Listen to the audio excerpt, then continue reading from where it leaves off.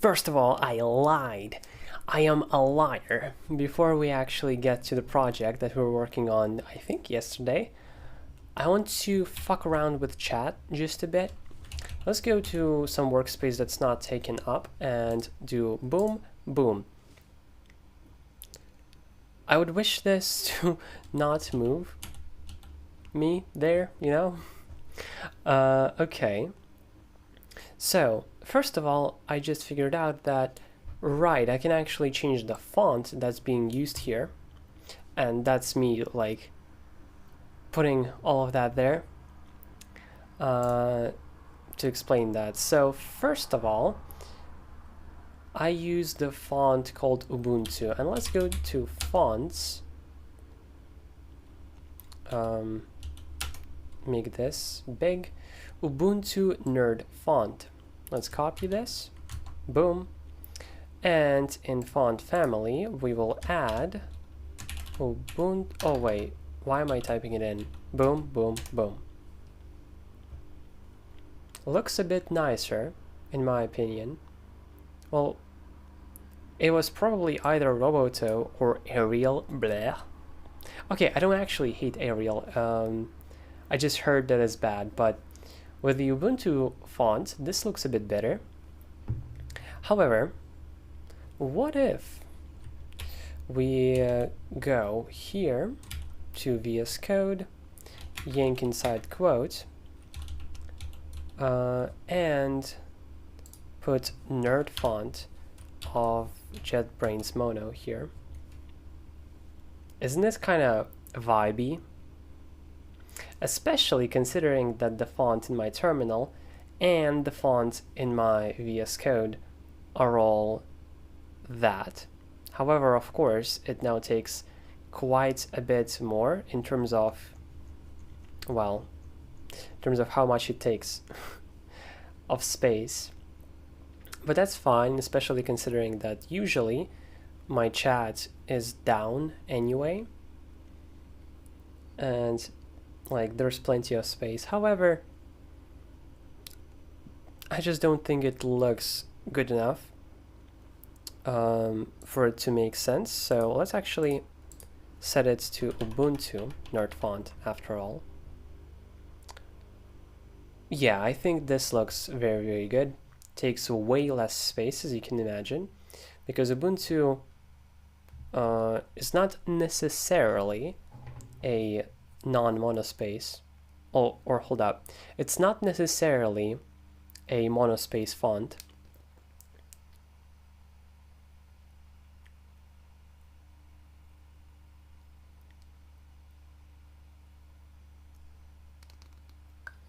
Also, I could increase the font size.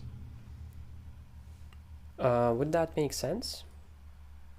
Yeah, but I don't think it's necessary, really. I like the current font size. So how do we actually apply these changes?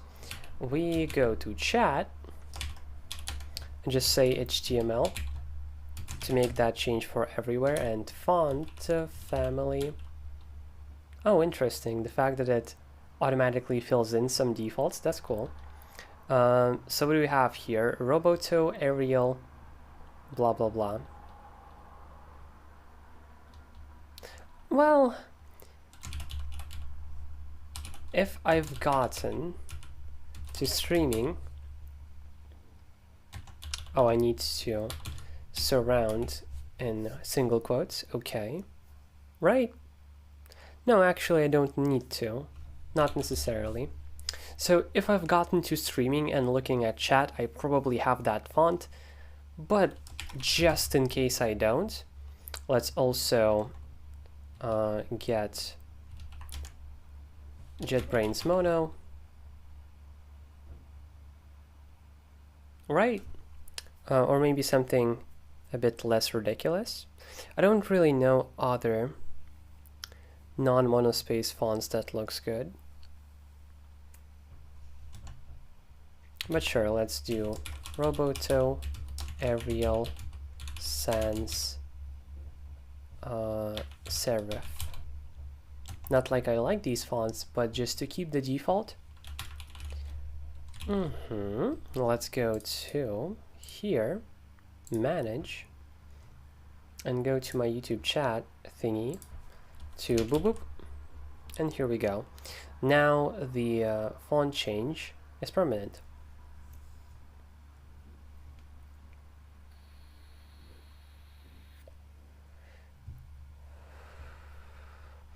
The other thing that annoys me to no end, let me try to show it. There is this thin line at the right. You can see that, oh, actually it is still kind of a thing for this window, but if we rotate VS Code, for example, it's not there. If we rotate the terminal, it's not there. What more examples can I give? The browser also doesn't have that, and basically it continues on and on. Yeah, here you can look that there's no weird line. I guess not like that either. But the main idea is that sometimes, let me guess, if it's under some sort of bigness, no.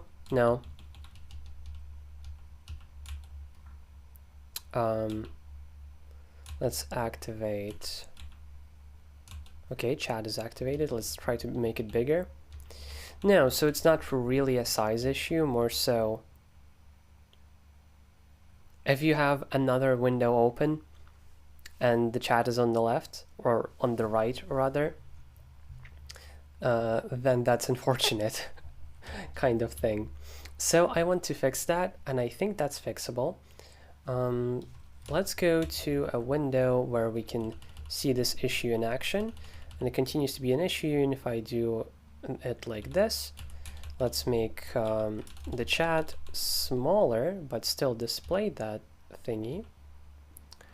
Okay, yeah, like this. So my idea of how we can fix this is just adding to HTML the core element, something like margin right, boom, like 5 pixels. So margin is not what we're looking for because it put them here rather than on the window. So what I'm looking for may not exist, possibly. Let's ask ChatGPT about that. Actually, in the terminal, I feel like it's going to be easier.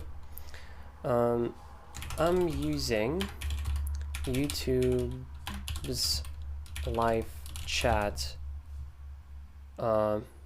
pop-out, and on the right there's a thin line about a pixel wide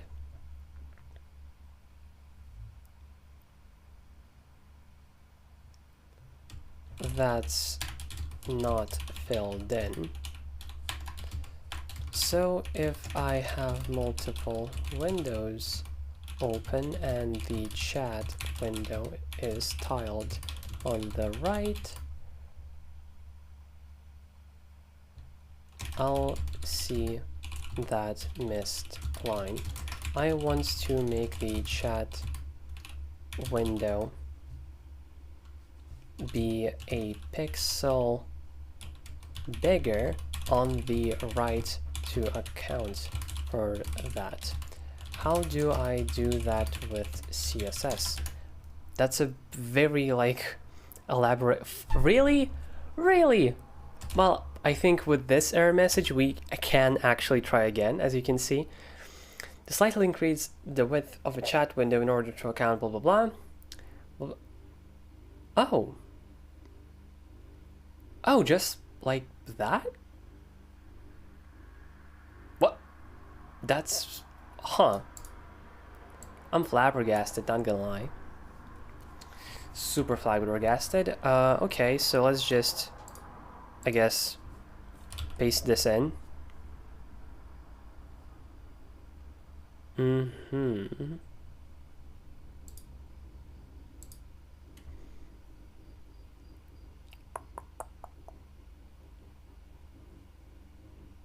interesting. Let's try this. And if I resize, still the same issue, really.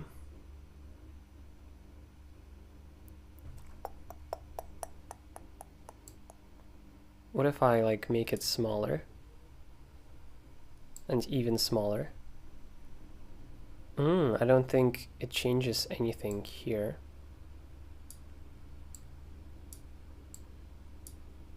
Yeah, it literally changes nothing. True, because HTML just contains a bunch of bullshit. Making the whole HTML bigger doesn't really change anything, I imagine. So let's try to add it here.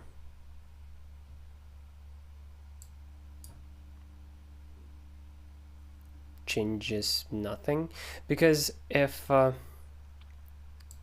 it did change at least anything, it would actually show up.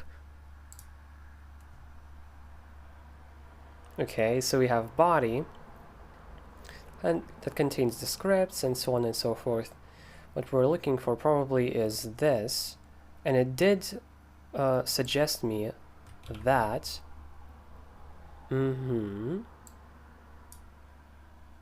Also no. Right, yeah. See, when we resize, it's like 0.65.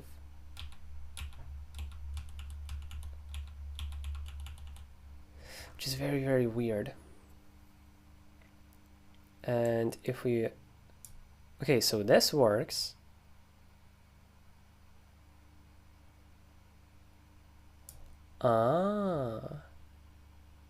Despite the size of the chat, even though, yeah, it's like bigger, that doesn't change anything. It's more so my tiling script's problem. And it didn't used to happen before. So I wonder why it's now happening. What if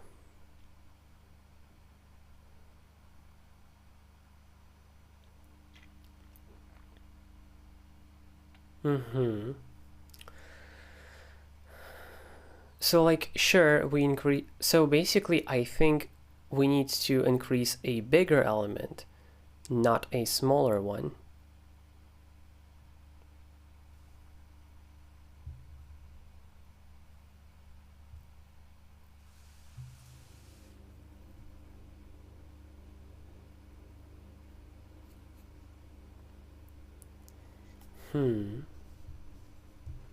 It's like super annoying, isn't it? What if we set it, the scroll bar width to like 15? Not sure why it would change anything, but you never know. Or at least I don't. I'm not great at CSS. Flex basis. Can I like reset it? Lol.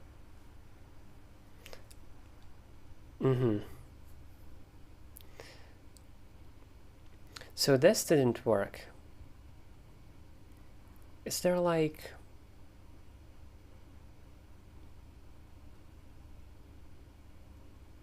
And the issue is that we can't even like make a window rule, basically saying, oh, the chat window should be at least this wide. Because no, not really. It's as wide as it needs to be. It's just not put...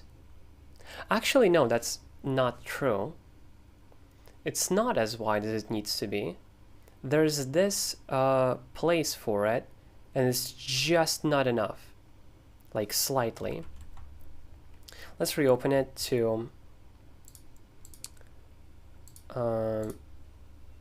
like, try it again. Right? Like, it's given exactly how much it needs. It's just slightly not big enough.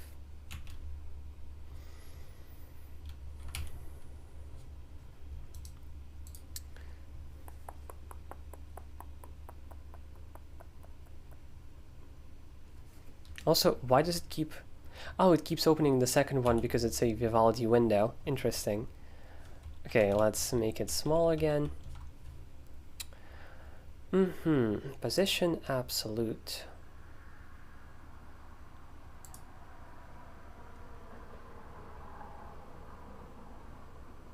Body padding. Let's like add 5 pixels. And what is that exactly?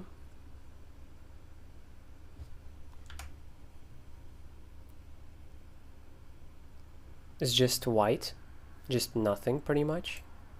Okay. What if we set padding right to -1 pixel? Not a thing. Understandable. Okay, but what if we set it to some actual value, like 5?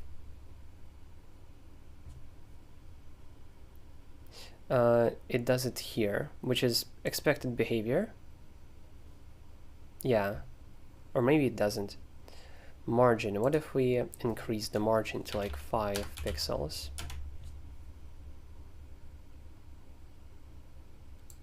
Same thing.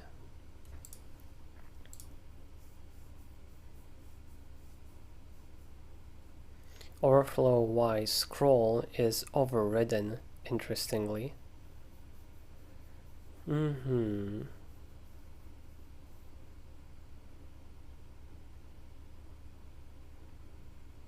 Like, is it overridden? Do I understand this correctly? I think so.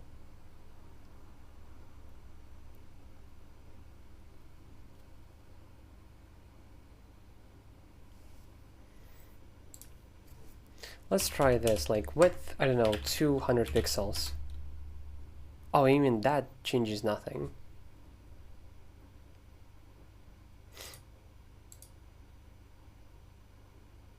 Strange.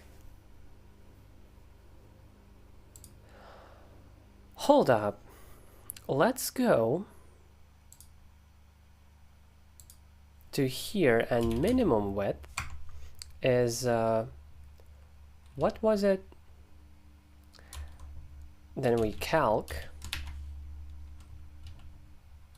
100% plus 1 pixel. Not a thing. So our crossed out lines, basically this doesn't make sense or something. Probably, like not accepted by CSS.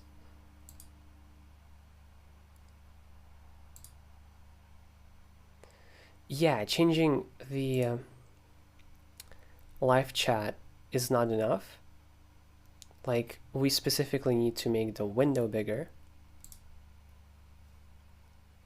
What happens if we like make font size bigger? It actually doesn't change. What? Well, that's interesting. It ignores my changes.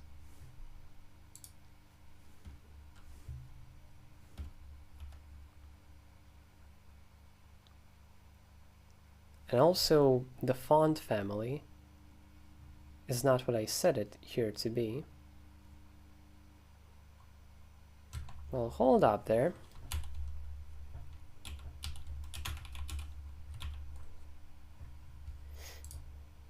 Nope, not that.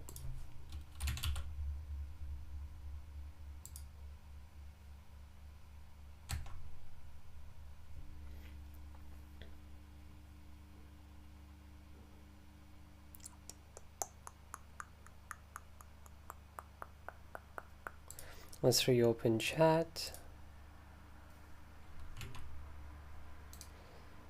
What's the... font family is not updated.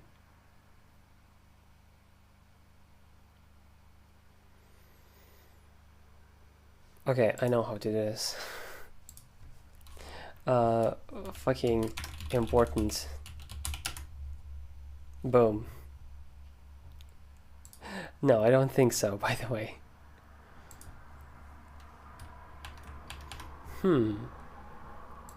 Is it because it needs these?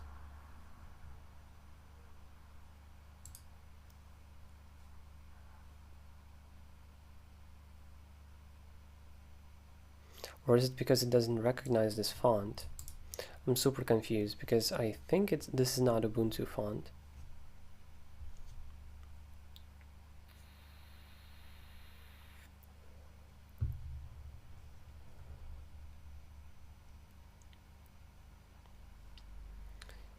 I mean, sure, let's try making this to body instead.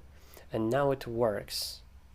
So setting it just straight up to HTML is like a red flag or something.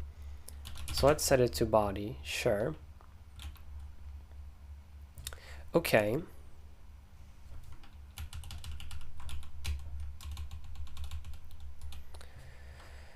Let's try to figure out what we can do here. Because currently you can even see that this line continues on beyond this window as well. But if we try rotating the browser, it's fine. So I'm super confused on this point. Head is just, yeah, all the thingies.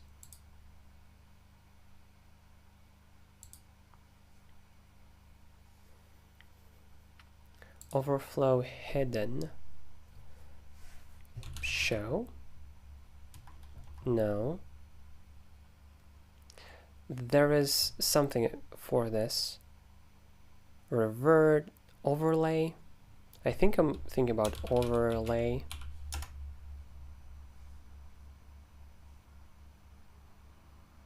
No, that didn't like help us. I wish there was like undo. Maybe there is and I just haven't tried. Oh yeah, there is. Oh, that's super good then. Okay. There's a lot of display nones here.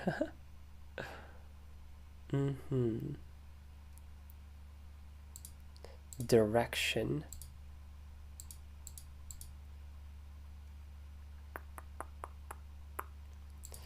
Right, and both padding. What if we just set width here? Maybe I already have width like 50 pixels.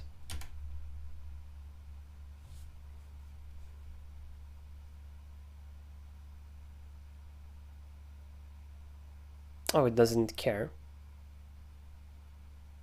how many pixels we set.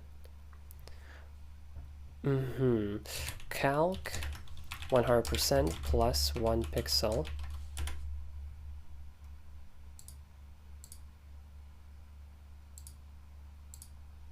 Let's make it bigger.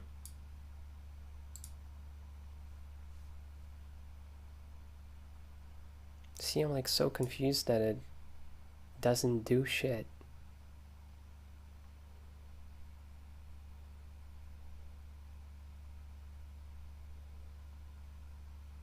Okay,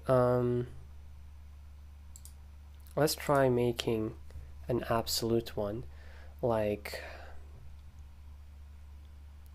so it's 1920, yeah, 1920 pixels.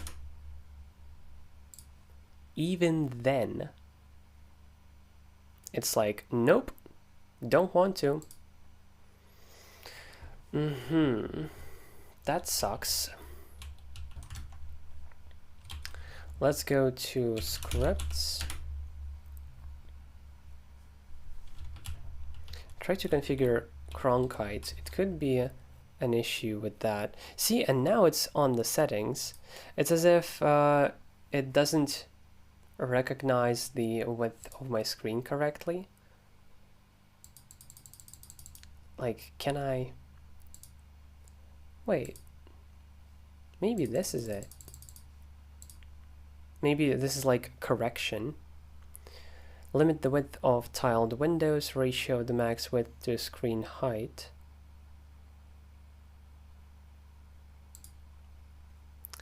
Let's try to apply and apply. So this is the opposite thing.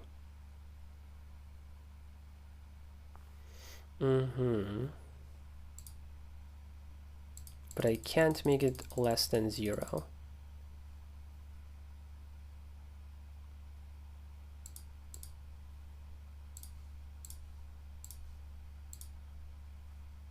Unless I can?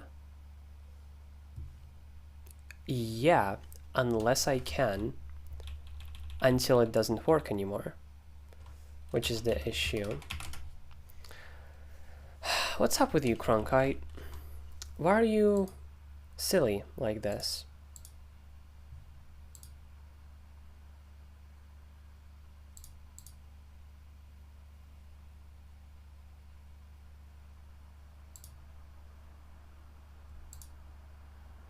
Maximize the sole window, remove borders of tiled windows.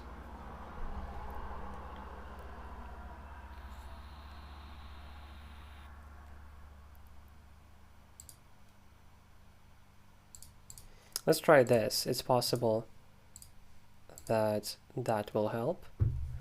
Let's try to resize. Nope.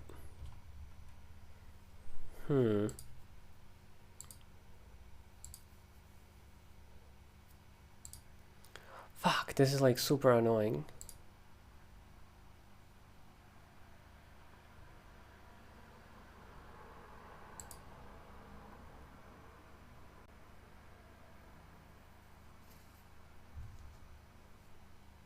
What if I remove this? Because I already have a window rule that does it. Okay. Nope, still the same issue, so let's turn it back on.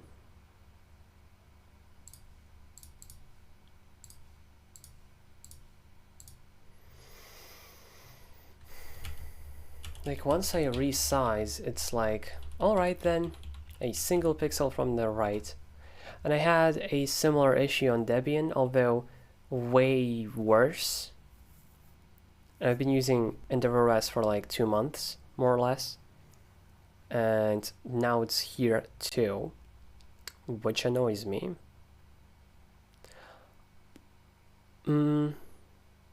Okay, let's try something experimental.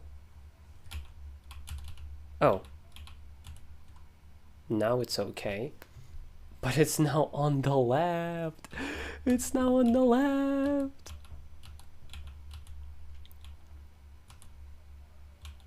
Yeah. Okay. Let's try something out then. What if we try out a different geometry where we have gaps? Maybe this is a message from the universe that maybe you should try gaps. See how you like them. I tried them already, but I only changed the gaps between tiles. Maybe the real solution to this is to have gaps like everywhere. Let's try 2, 2, 2, 2, and 2. Like, who knows? Maybe this is going to be cool looking.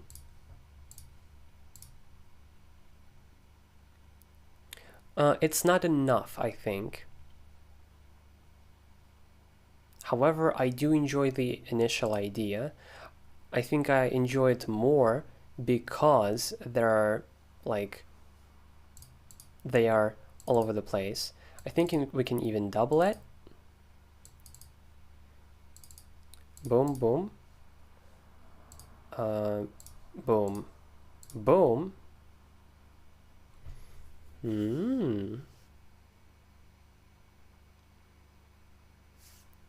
Interesting.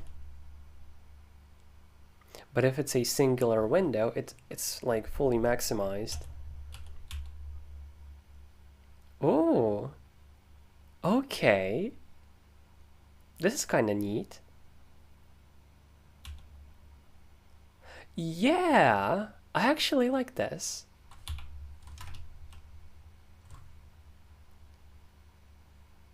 I would want to increase it though. I think to 6. I think 6 is going to be the best. And sure, like we are losing some screen real estate, but that's fine. That's super fine. Ooh, 6 is good. 6 is super good. Oh, wow. Oh, yeah. I actually massively like this more now. Because it actually looks like I have 2 separate windows here, which are very obvious that this is a window, and so is this. And there are 2 of them in total, rather than it's as if a single window, but not really. The real difference between the two can feel non-existent, but I guess it's like more obvious, the separation between the 2 windows. So yeah, I think I like it. Definitely a message from the universe then. Huh, cool. Okay. I did not expect myself to make this decision.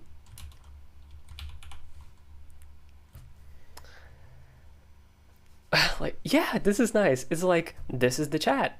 Here we go.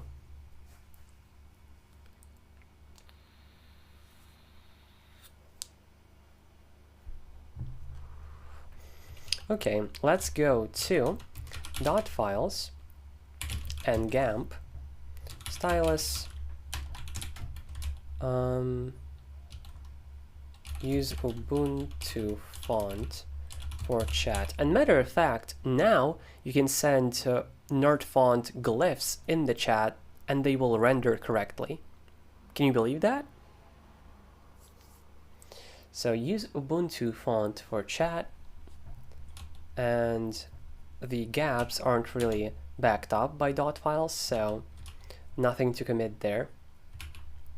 But let me actually write that in my notebook, where I always write in new setup changes that I do.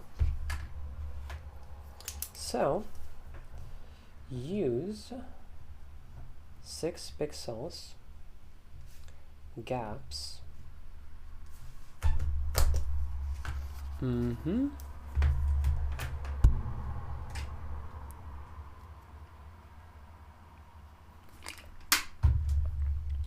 After I start streaming, I usually also check. Okay, yeah, it is healthy. Here it makes sense to have it like this.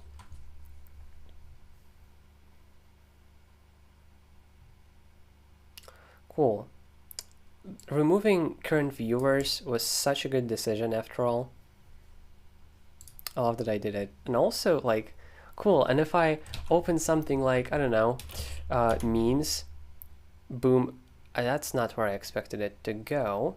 But actually, we can do this, or I guess not.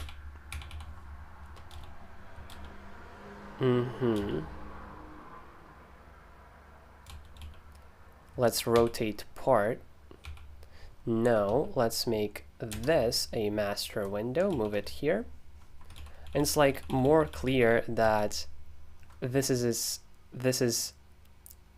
a whole window rather than something appeared on my screen. So I think I like this. Okay. So let's actually get to the project. We left off yesterday at good point. What did we stop at? Let's read this. There's a struct for glyphs that takes in specifically the glyph flags, which we're going to implement a bit later, and a struct for colors that takes in specifically provided colors by the user. Everything gets understood from the user's input, and errors do get reported via collecting them as string slices into a vec that gets joined with new lines and returned as an error. Also, if there's an error, it uses default colors. Yep, then Colorizer takes both structs in to construct everything using information that was already given. So Colorizer, I want to rename. It's kinda not what it's doing. It's not colorizing anymore, or at least we're going to make it so it's not. Instead, it constructs. So let's call it the constructor. Let's go to main, where it's defined constructor. It's very much there. Okay, so constructor will basically construct using mod Colorizer. We actually will remake it again, and Colorizer will take in all the colors and figure them out, basically, giving us a struct called colors.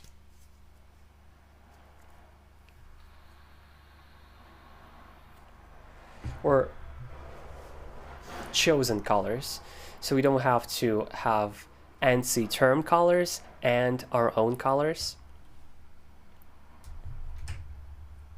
How about 8? How about 8?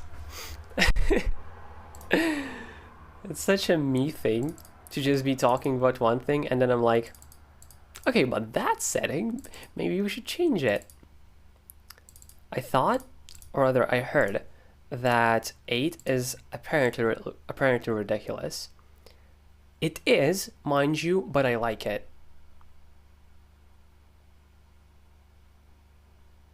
It like makes it even more clear and obvious. And also, let me check something. Let's go to Kitty. And somewhere in here, I decide the this. Well, yeah, they're very much smaller, and that's what I wanted to check, but what number do I use? I can't see where it's supposed to be. Now, to be fair, I put it where they're supposed to be. Oh, 3, it's just 3.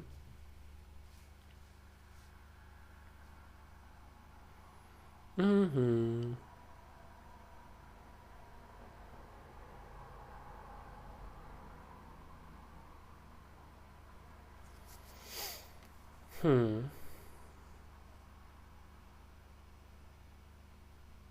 Okay, I know this is like villainy. I'm gonna try fucking 7. Yes, 7.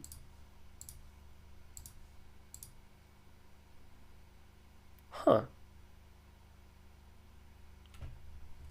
Interesting. I think it's better.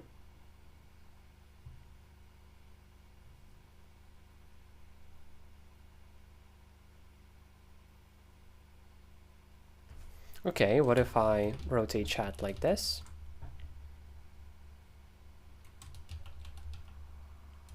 I'm gonna ride with 7 for now, which I know is a war crime. Like, make it even, for fuck's sake, because currently what's doing, I'm sure, right? Well, not necessarily, but likely. What's happening is that one of these windows, even if they were apparently the same height or the same width, they actually wouldn't be because of 7. I do realize that, but if it's 1 pixel and it would be a single pixel, I will not notice. I think 7 is quite good, between 6, which wasn't quite enough, and 8, which was a bit too much.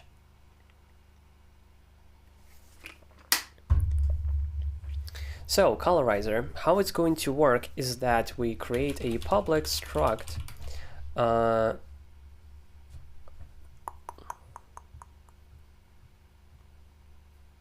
Hold up. Should Colorizer be defined under main? So, where are we? Give me my cursor back. So we get unpushed, stats compute, and colorize will take in, okay, I see. So we have colorize. Now let's put both the colorizer and the glypher. Yep, glypher into the constructor, and colorize, well, since it already takes in args, it will also figure out the chosen colors and the chosen glyphs and then use them immediately. So then we don't need to provide every single thingy in main.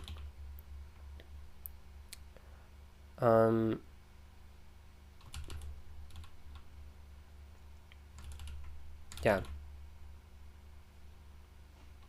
What about errors? We don't really need to return errors because we print them if something happens regardless.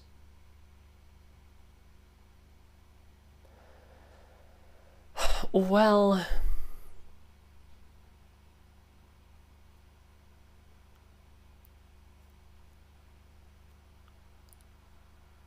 no. Colorize is a single thing that is supposed to colorize. I think this is, first of all, a misname of the function. Construct is what it should really be called. So okay, we construct using stats,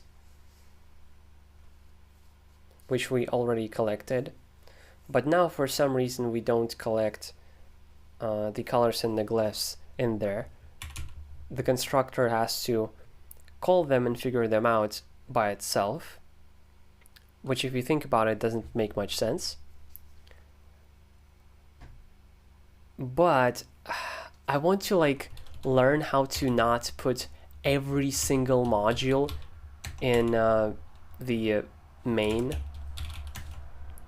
because it feels like an anti-practice, because I'm making most things public to be reachable from main, kinda. And I want to put the modules here. Alright, I can still do that. Yeah, I can still do that. But would it make sense? Yeah. Yeah.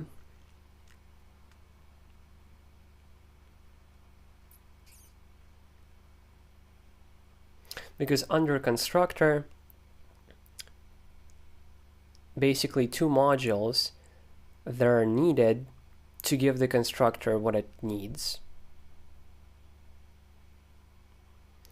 And we get those things from main and give it to the construct function.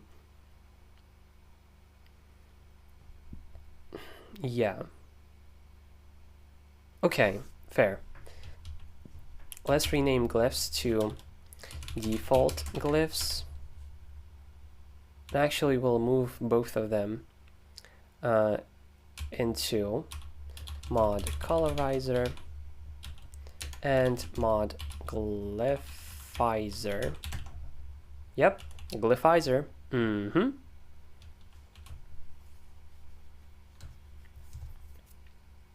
We'll also need to do it so the user can decide whether they use nerd font glyphs or not, because naturally maybe you don't use a nerd font and should be supported for you to be able to use this program even if you don't, which probably means no, by default I'll keep them nerd fonted and you have to provide an option to disable that.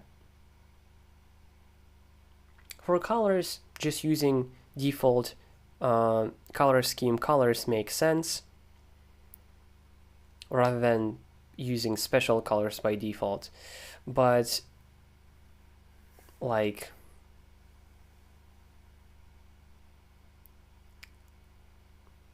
for glyphs, I feel different for some reason. Well, let's think about this. Okay, most prompts actually just ask you straight away, Do you have a nerd font? I'm gonna assume yes until they use an option,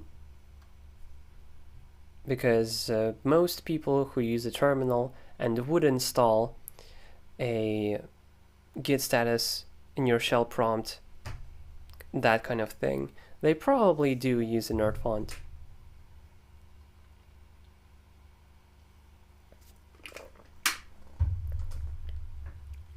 Okay. So Colorizer and Glyphizer.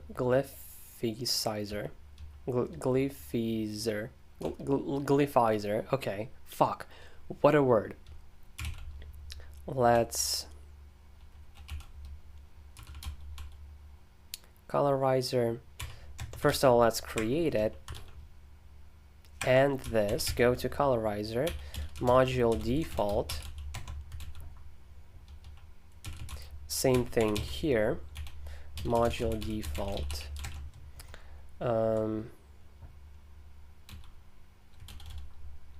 Let's create this and create this. I actually like the gaps a lot. I kind of wish the down was as bright as the up. I might look for some cool wallpapers in the future. Back on Windows, the wallpaper basically was completely irrelevant, because you have like 7 windows floating one over another, and the toolbar was so useless that I used auto hide on it. Now the toolbar on Linux is actually useful. You know why? Because I can scroll to change stuff. I can middle click to change stuff, and this, and this, and this, and probably this, right? No, this, but I super shouldn't middle click that. I'm streaming. So basically, you can middle click, yeah, you can fucking middle click here as well. You can middle click here, and even here to close the application. You can probably middle click here. I guess not. Basically, yeah, you can click everywhere, middle click everywhere, scroll in a lot of places to actually do some useful actions. It wasn't really a thing on Windows. And there weren't that many useful widgets and thingies on the toolbar on Windows as well. But yeah, now I actually use the toolbar extensively. When Misha said that, oh, I actually have it always on, I was like, what? Why? It's useless. Now I understand him.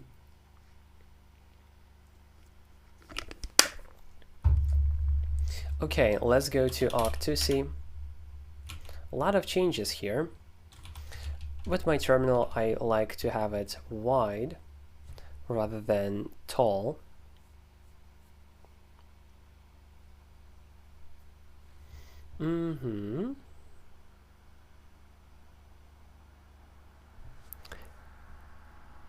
If we look really precisely, and I might just be insane, but I do think that the chat is still a pixel smaller, but now that's no longer an issue because it's very hard to notice. It's not as glaring of an issue as it was before. So what did I want to do? I forgot. Oh yeah, I wanted to go in and look at what we have here. So constructor, okay, constructor. We have glyphs, default colors. Let's delete this. And glyphs. Oh, actually, no, I didn't want to. But you know what we can do? We can git checkout.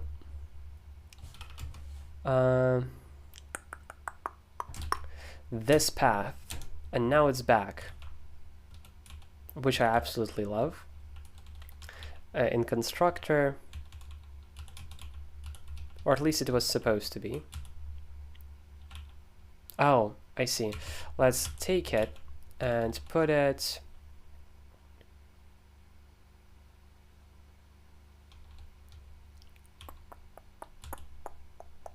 to colors, so let's put it here, delete this, and rename this to default.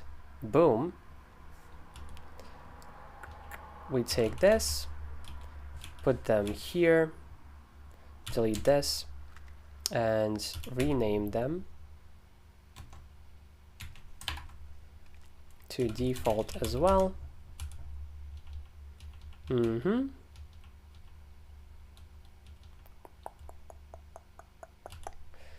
Now Colorizer is not really a thing, at least not here. Oh, hold up, we delete it actually.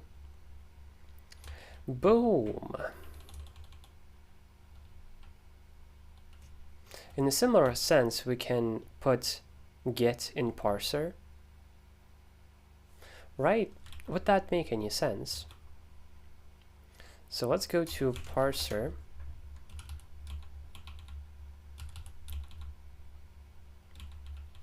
Yeah, I think so. Because like the parser requires those for working. I don't particularly like having a bunch of files in the top level.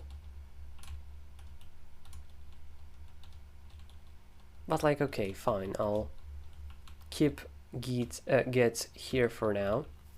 But for the constructor, I think this makes more sense in terms of file structure, even though we then call it from main.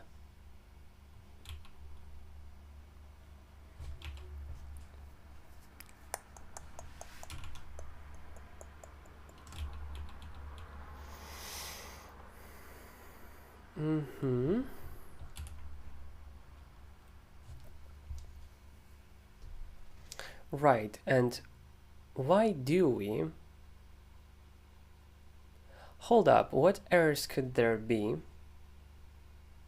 I distinctly remember being annoyed at how difficult it would be to error handle.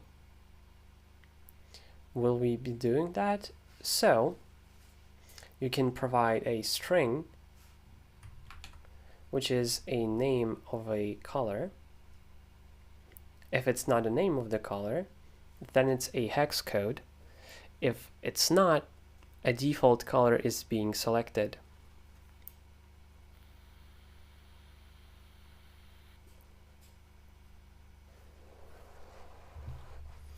We very much should.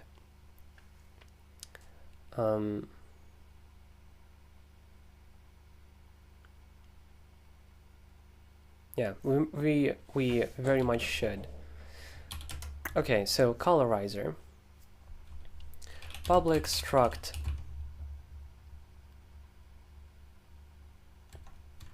well, okay. We very much should, and I super want it to be called from constructor, like something here, to not expose it to main unnecessarily. All we really need from it is the error, and basically why can't we just return the error, right? Yeah.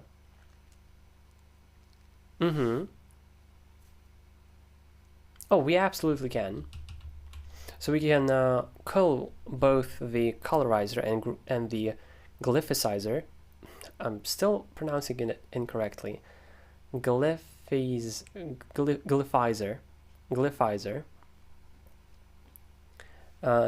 In here, collect the errors and then return them. And considering that both the Glyphizer, can it throw errors? No, if you provided a string, it is valid. That's already checked. If you didn't, it's the default one. if you set a flag. Okay, so that can't error out. It's an infallible situation. What happens if you provide a weird string is completely up to you. It's not an error, it's just weird behavior. But Colorizer can error if you provide a hex code, supposedly, but it's actually not a hex code. Okay, so we can do this. That is great. Let's go to main, and in construct, let's provide args so that we can completely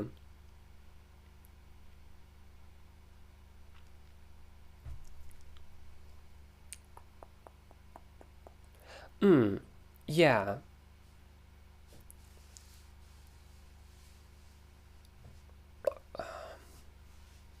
What I'm, I guess, worried about is here in construct, I need to return the elements that I've made, but also an error. So returning results doesn't work, because we will return the elements regardless, but there may be errors still.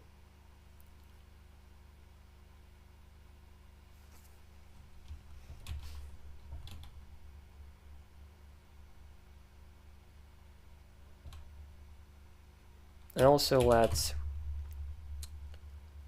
verbose is args verbose. Let's actually put this here. Args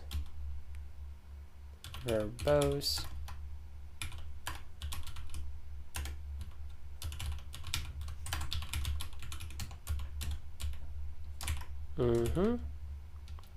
And then here we, if verbose, then we do this, right? Can we do this? If verbose print hi.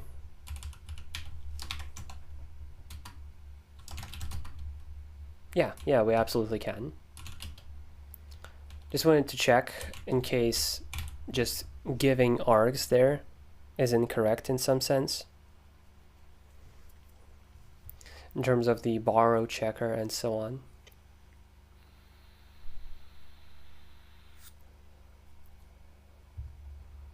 Fuck. I love vaping so much. Okay. So my idea as to how to return both the elements and the error is to return a tuple. Yes, that's simple. Because that implies that the error doesn't really matter. The functionality still happened, but there may be some errors. That also means that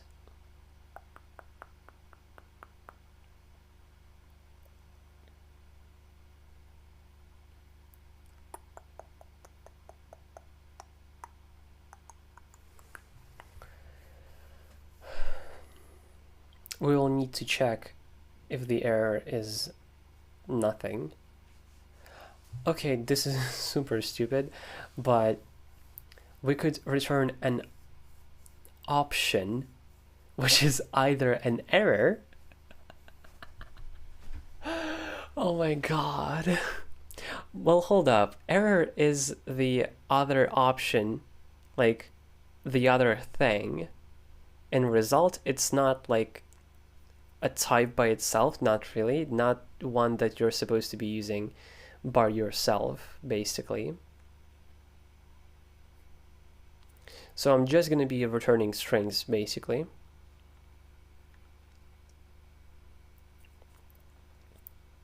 And then if verbose and there is an error, like it is some, let's print it. Okay, yeah. There's a way to do it then, cool. Let's go to Colorizer, chosen colors.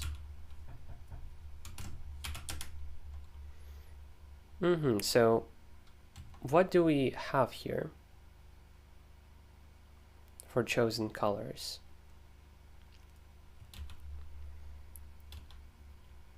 Those are going to be the colors for every single thing. Let's go to, I guess, parser. And here are the arguments, but we can't really look at them as the examples too.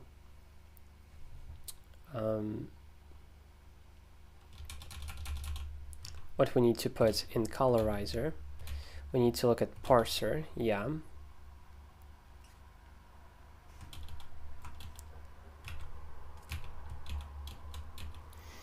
Okay. Boom.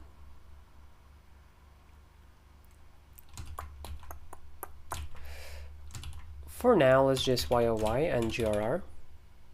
Change every U size.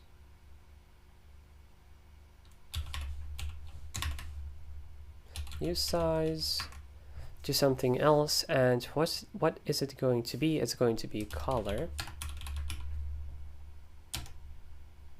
Oh, I don't know what color is, it's going to say. To which we just say, let's get it then.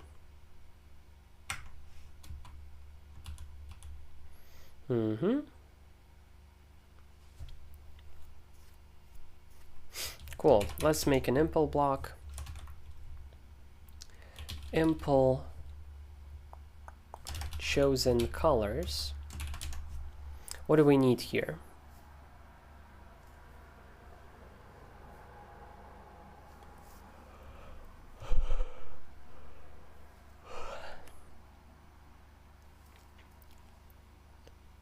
We need a new functions, or rather a from.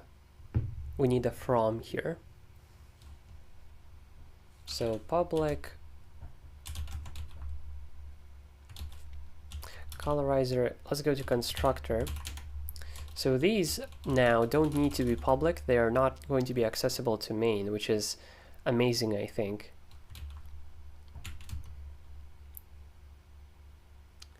But they're done from like string arguments, which can all be options. Yes, except for verbose. So from, and let's fucking go once again, but now looking at args instead. So from, by the way, at some point I should commit, but a commit is a atomic but singular change. I haven't really made a singular change yet. Once I do Colorizer, then that's the commit. So public function from unpushed option string, and basically let's fucking go. All staged is the like all chosen color. Yeah. Let's copy this so we can continuously put that in. All unstaged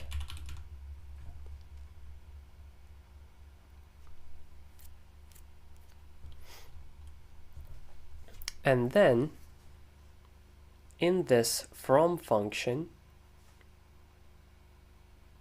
we go and decide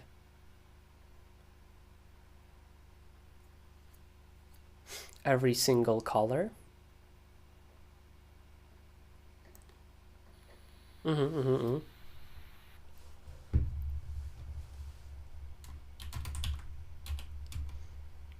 the reason why I'm not like formatting more beautifully is because Rust will do it for me.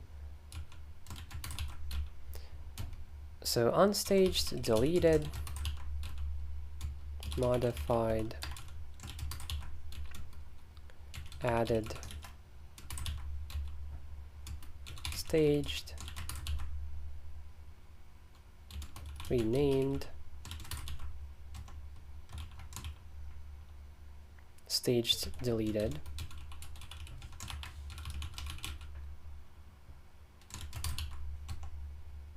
Boom.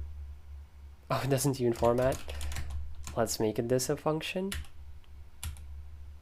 Oh, interesting formatting. Like this part. Okay, I actually agree with it though.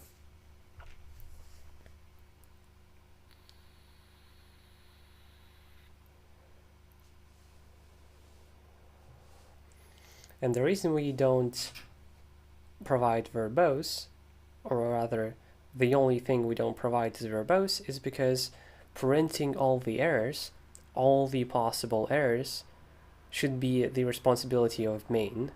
There shouldn't be side effects of some places randomly calling ePrint when you maybe don't expect it. That's my idea. I think it makes sense. And while this may be annoying, once we add even more flags for glyphs, you'll understand, like, why splitting them up like this will make it a bit more clear.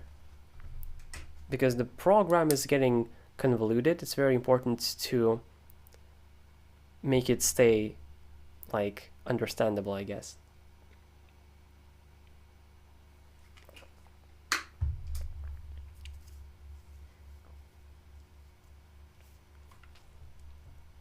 So, yeah. Let's combine and put the chat here. So, unpushed is the first thing.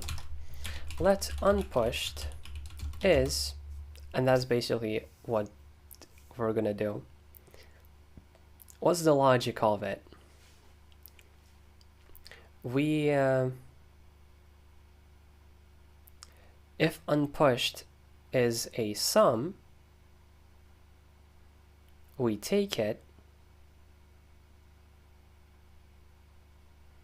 parse it. Okay, I see. So we need to create a function. Function parse color. It's going to make it easier for us. And this is not type specific.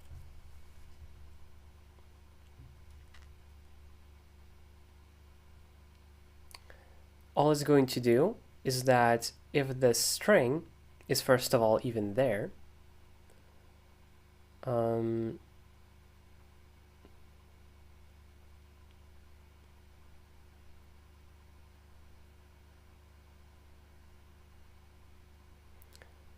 then we parse the words, we parse the hex colors,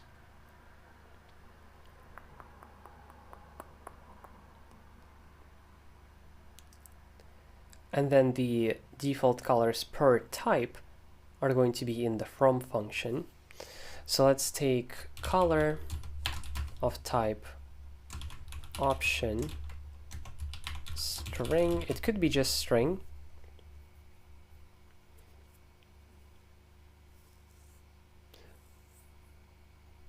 But I think it simplifies things a bit. Yeah, it does. To keep this option.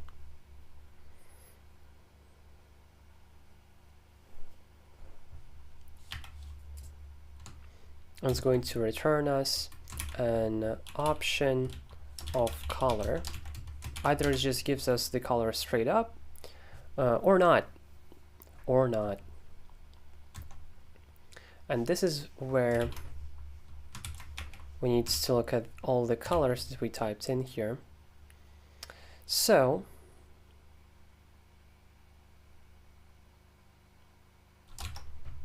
match color. No, first of all, color is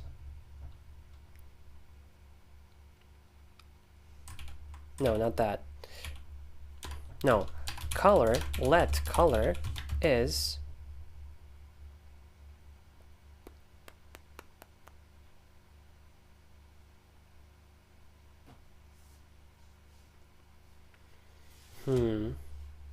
some color. Is this a thing?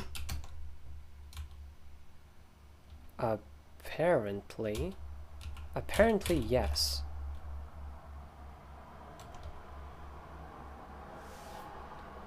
Let's like color default. Is that no? Okay. Ugh. That's my idea. But color is still an option of string. Okay. So that's not a thing then. Let color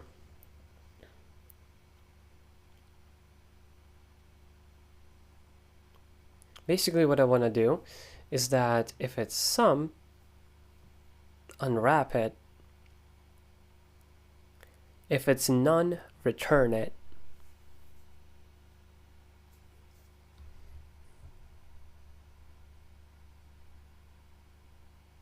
Fine.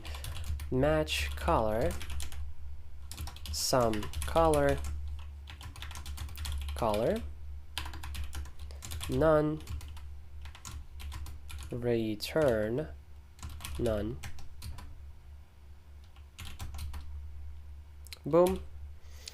Now color is for sure a string. Match color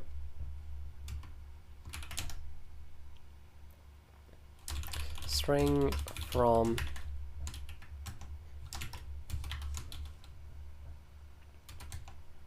this, and then color YY15P.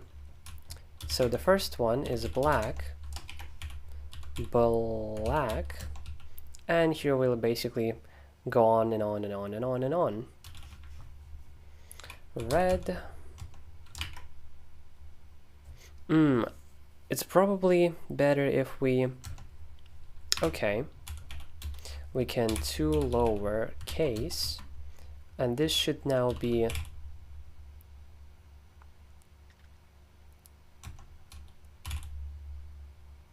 oh, it still returns a string. Expected tuple struct or tuple variant found associated function string from.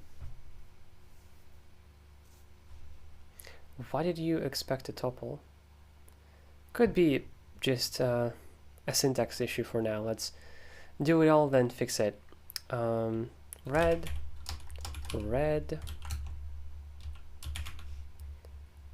green,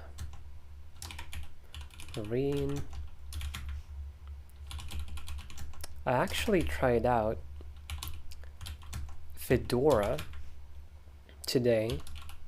Not fully, I just decided to take a look at the live image of it, and actually, why does it doesn't recognize magenta? Amazing. It's called cyan.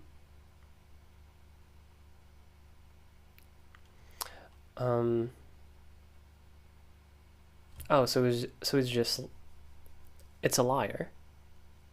Amazing.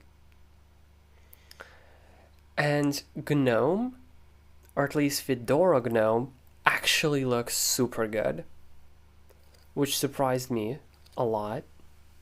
Like, what? It's supposed to be bad. Now, in terms of configuration, I'm sure it is still. But the way it looks like the default, damn. Pretty good. Pretty good.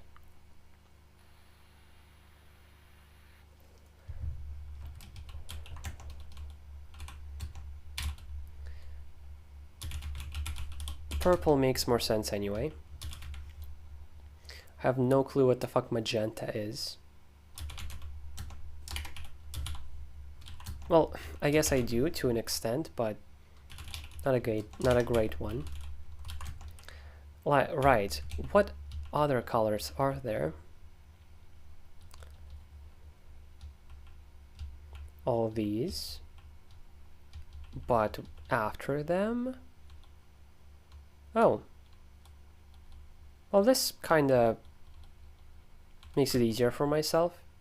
Yeah, if you want to use background colors, why don't?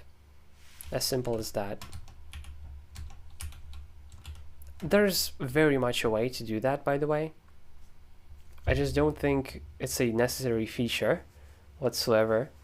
This is your prompt. And since you can only select a singular color, basically the foreground one, why would you? Like, why would you not?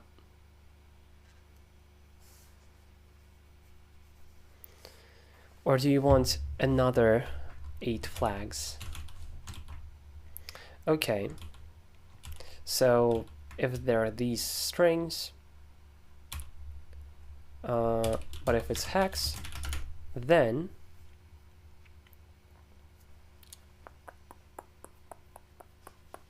so all of these return color for now.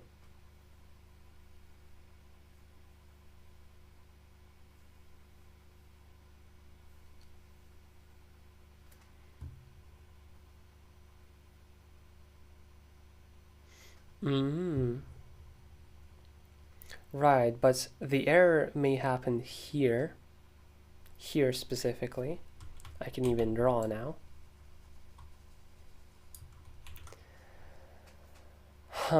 So like option is not really that. We take in an option.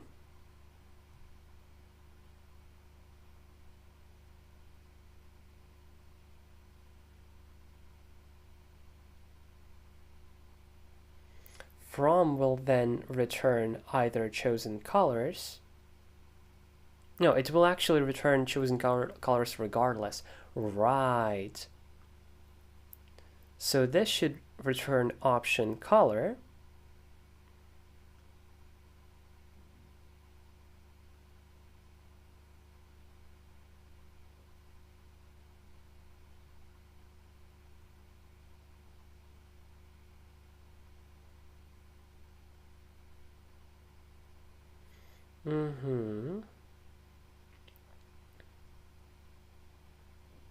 Fuck. This is like kind of bad.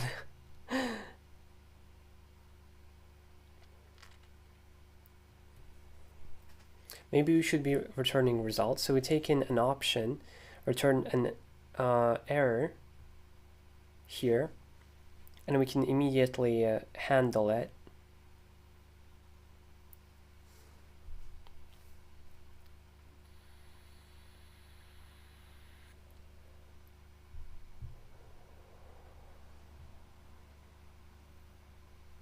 Okay, I see.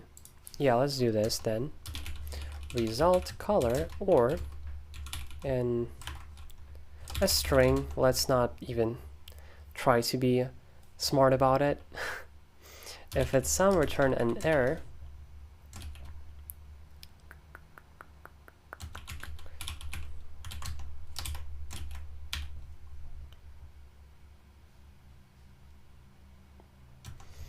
This error specifically is for me to use in from. It's not to write to the user. The other errors that will happen here, we can still return in a similar fashion, but those are actually going to be written. Or the much easier way of doing it. Oh, actually, no, not even easier. Whatever. I was gonna say, or maybe we just eprint here, but no. I disagree with that idea.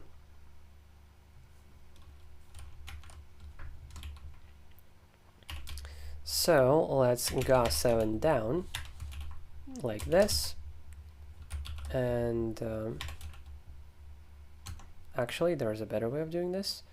Let's go here, norm, find C, YS until here, B, inside, or rather insert mode. What do we want to insert? Sum. Boom. Why are you complaining? Oh, right.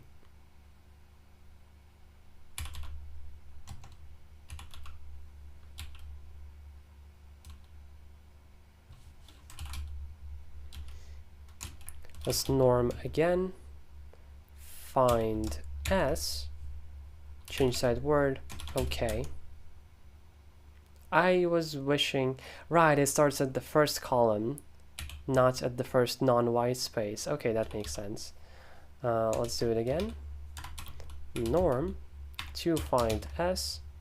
Change side word. Okay. Boom. It's still complaining.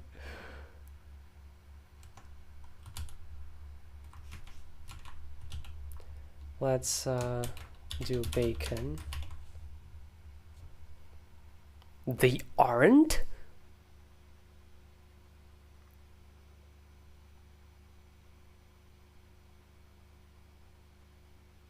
What? How the fuck do we match a string then? Don't tell me that now suddenly Rust is going to be easy and just allow you to use basically string slices. Ain't no way.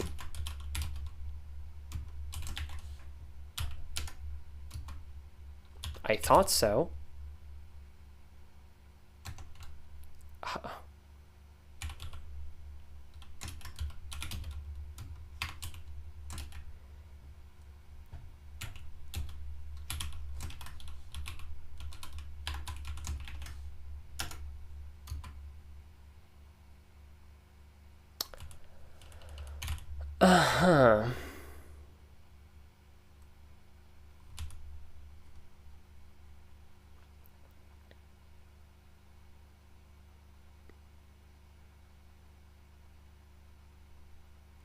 Method calls also.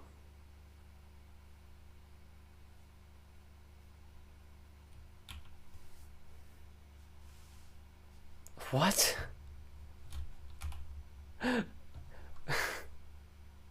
Like, what does it expect me to do if I can't call functions to just make a string? How do I compare it? What?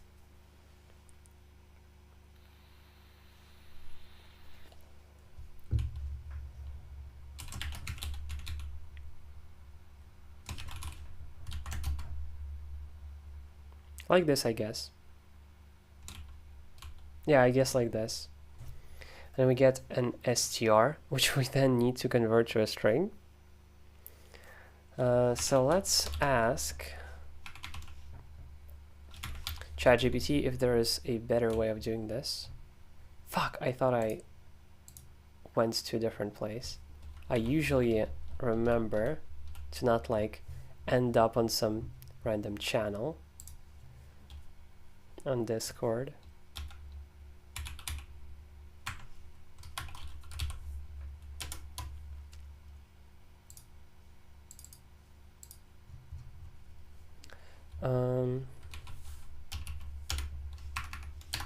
Is there a better way of doing this?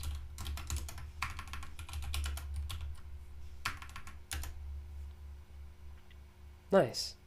The leading white space got cut from the left. I installed the plugin using Vencord, which I recently installed. It's like better Discord, but without transphobic devs.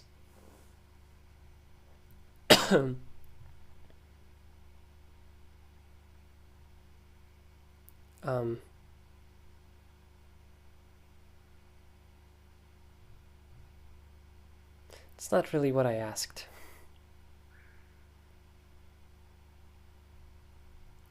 elegant until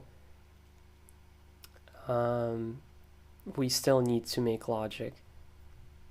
Sure, like we could make it all cool and stuff, but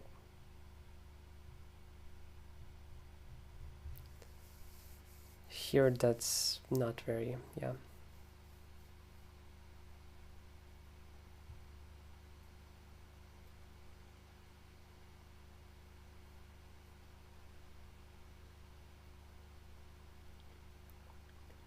Interesting that an error can just be some type.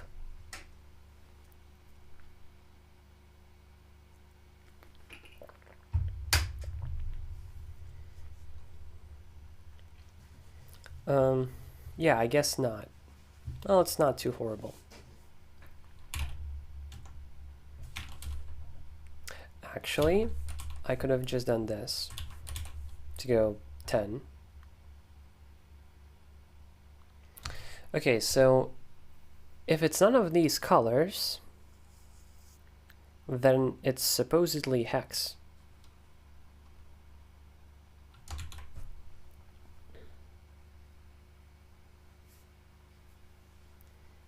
And this returns an error string. So let red is, okay, so we have a string slice. Let hex is hex to owned. First of all, we have a string now. Let red is, I feel like there's probably a better way of doing this.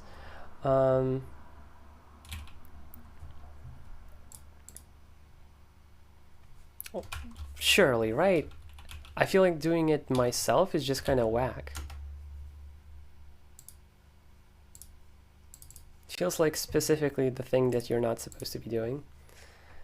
Is there a way to convert the string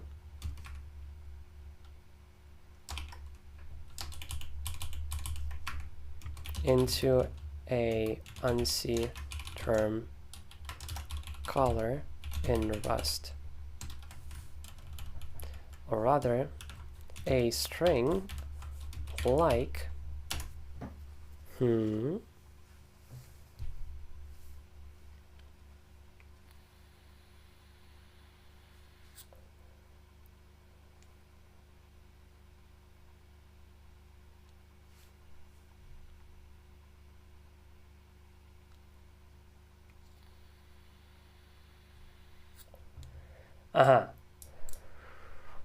by introducing another dependency.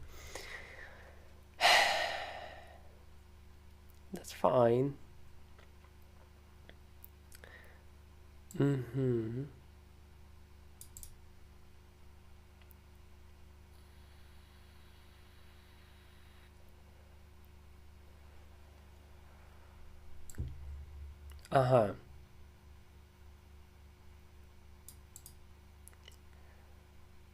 Wait. Are you telling me I can't do this myself? I thought I could.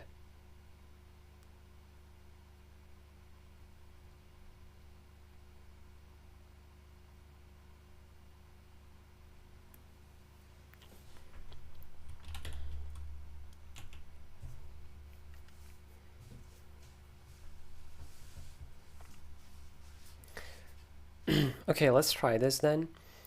We take hex up to 2, so 0 and 1,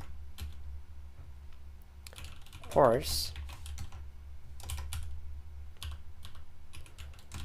to a U8.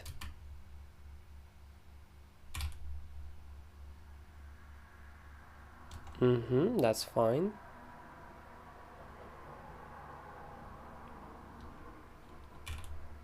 However, it's okay.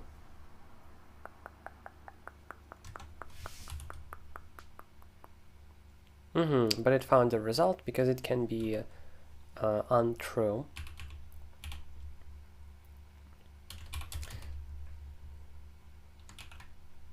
So let's match this.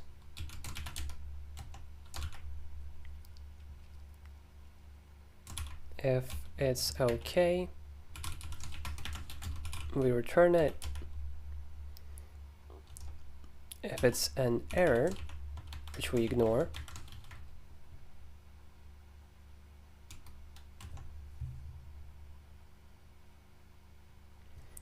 we give that error. And let's name this error immediately. Error message is, we return a string, error string from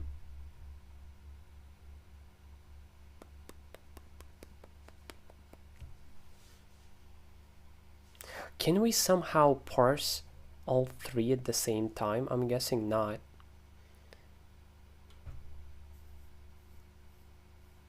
Yeah, not really.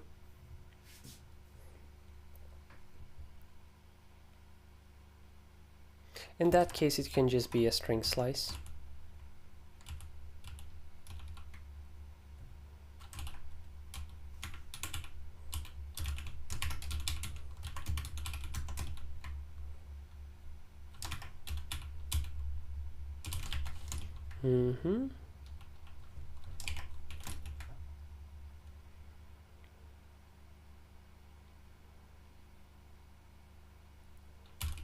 Hex color specified is incorrect. And then in the from function, we will actually oh wait, what am I doing? Is incorrect. This is the hex.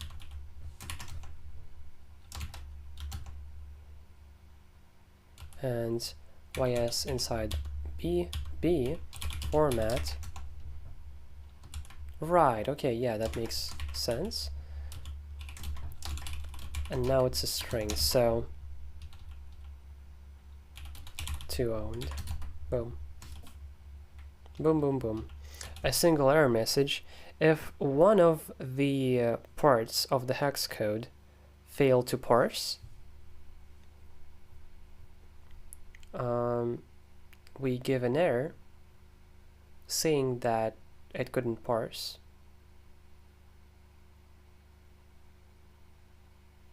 And then we specify the default if it is an error in the from function. So we provide the option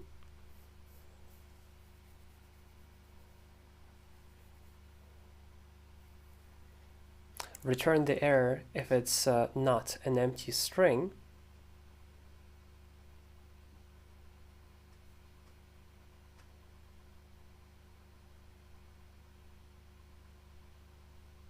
And if it's either an empty string or a color, no, if it's an empty string, then we use the default color. If it returns us a color, we use the color. Yeah. It's fucking. It's fucking. It's literally fucking. Can you, like. Yeah. Can you shut the fuck up with the linting? Like, goddamn.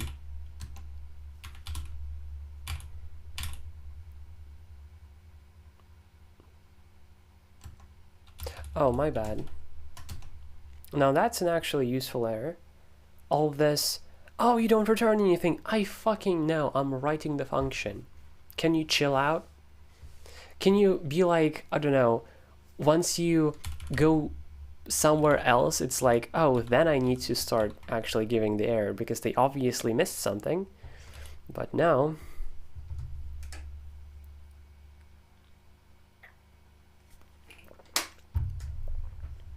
Okay, so we get the red, we parse it into a U8. Same thing, but RGB, so red, green, also here.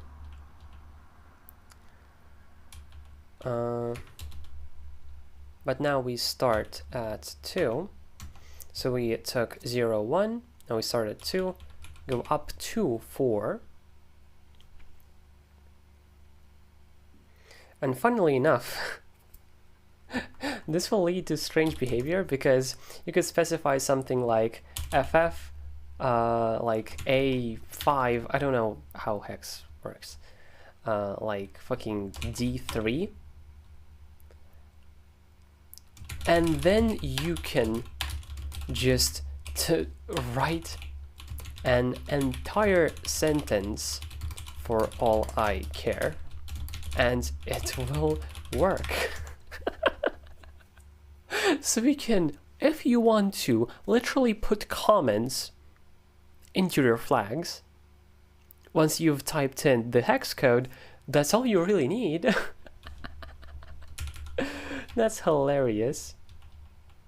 There's nothing wrong with it, really. It's not like a bug. But it's funny. It's not a bug because it's not really... It's not like something that should have worked didn't. It's more so that something that you expected to not work does. So for that reason, I don't think it's a bug. Just kind of funny.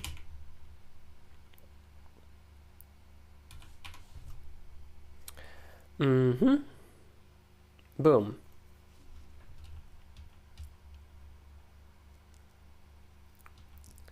And now color RGB, red, green, blue.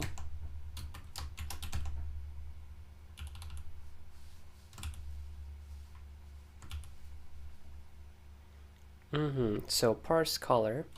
Cool thing about this function is that it's pretty easily testable.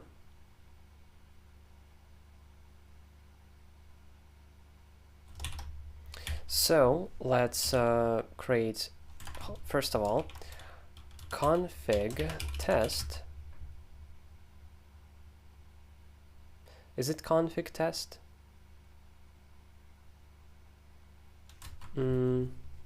I actually forget how tests are supposed to be written. Where did I test? Like ever? Good question, probably nowhere.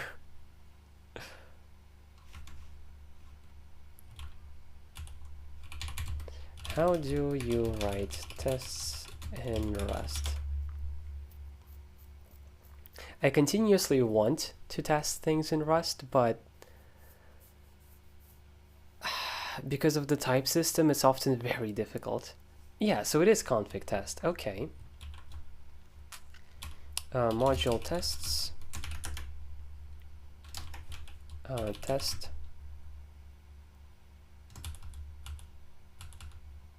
We can just import everything. So use super des.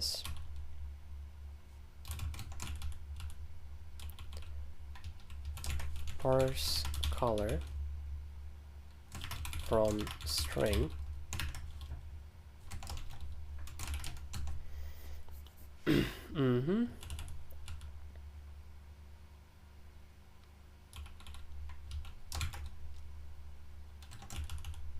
First of all, let's just provide it the color red. So assert equals color red parse color red.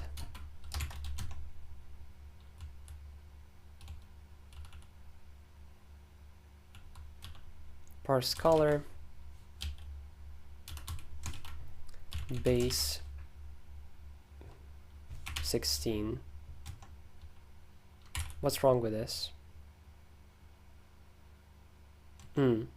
Right, because it's right.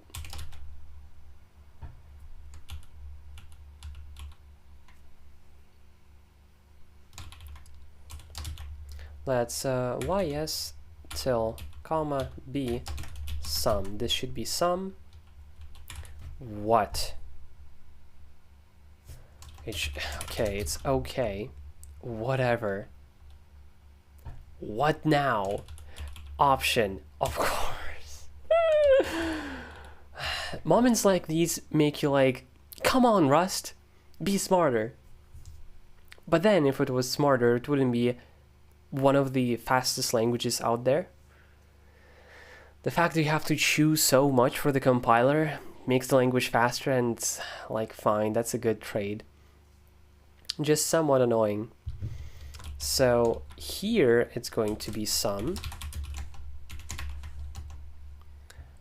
Oh, actually, this is supposed to be a string, blah, blah, blah.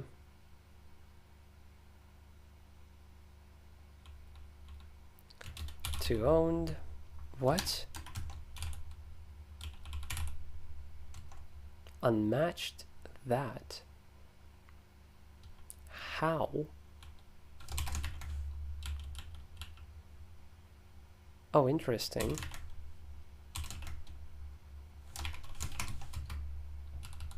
Right, and to owned here. Function parse color.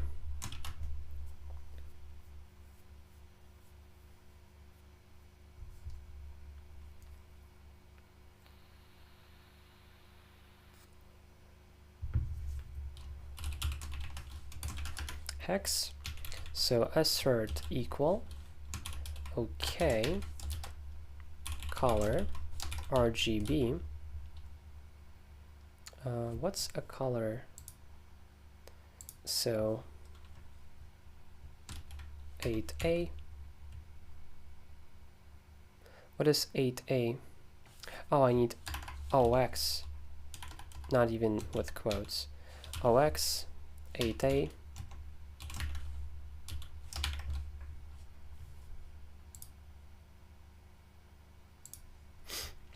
OX5C, OX, nope, E7,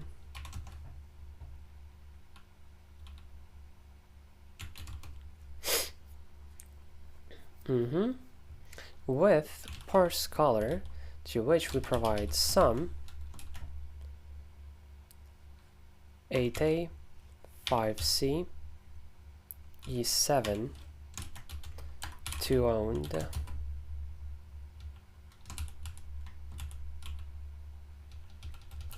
know this here.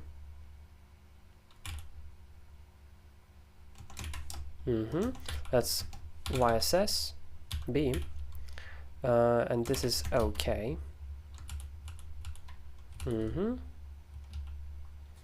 A lot of errors here. Let's try to make them all be ignored. Let's go to the constructor.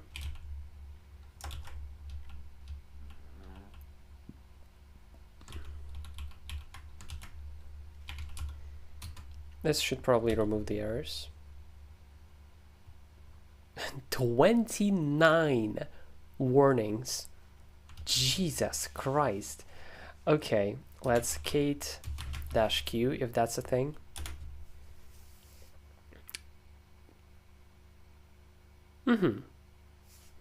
I didn't mark the other one as a test. My bad.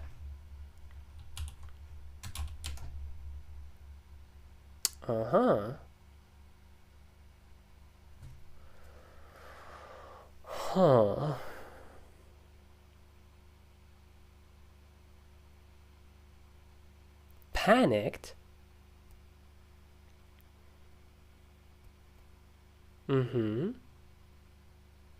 Is incorrect.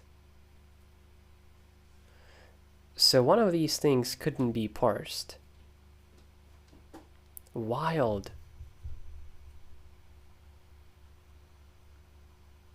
Good to know.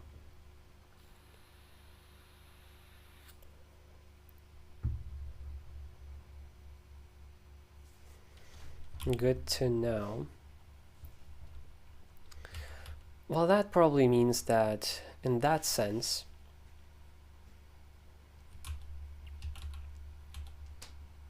it is going to be easier to just install the hex library.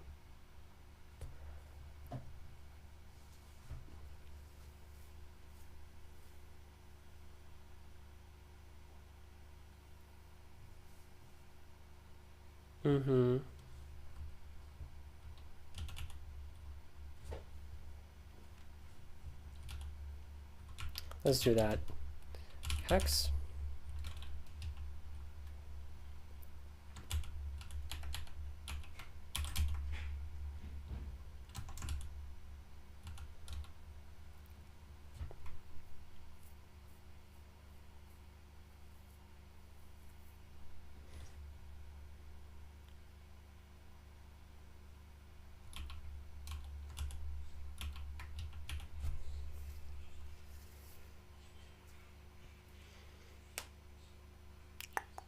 Okay, let's make a function here. Function parse hex. We provided at this point a string slice. No, we provided a string, and then we'll return it back. So color string, which returns a result string, actually option, because we don't care about the error that the hex library will give us. At least I don't. Yeah, parse int error, like whatever. I'll just define my own error anyway.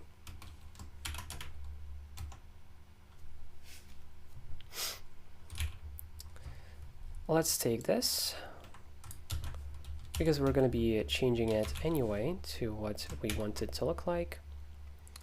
First of all, I hate when variables are named with one letter. Like, sure, it's very understandable what they are, but it's so unnecessary.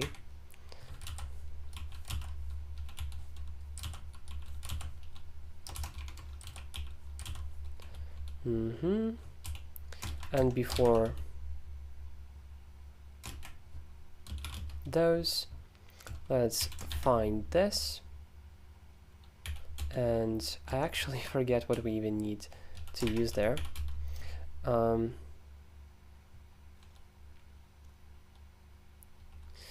Basically, we need to convert the error into none.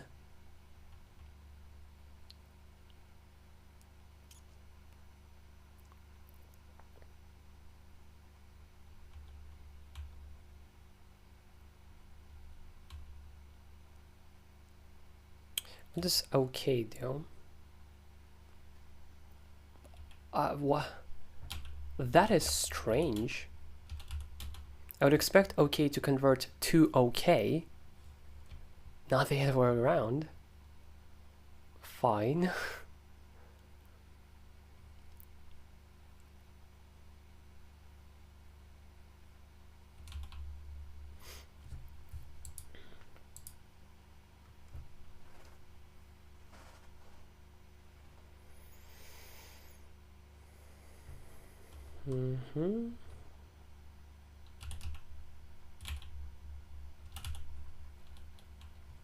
Instead of string, let's indeed return red, green, blue.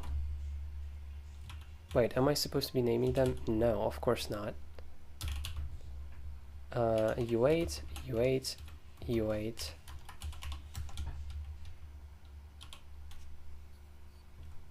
Okay, red, green, blue. What? Oh, because not okay, but some. I keep messing them up today on stream for some odd reason. What's the issue now?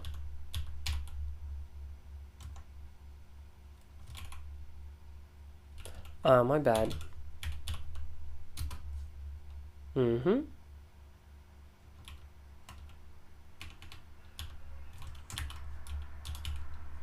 Let's parse hex here.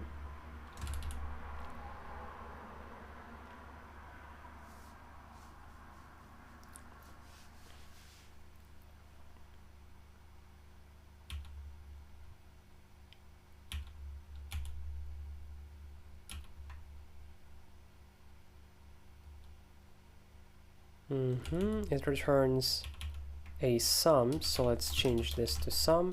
Instead of color, it will be this. Instead of parse color, we use parse hex, to which we just provide a string. So let's DSF.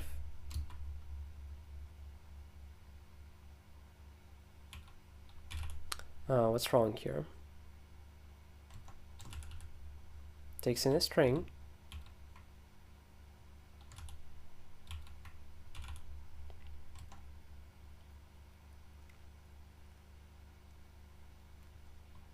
Huh?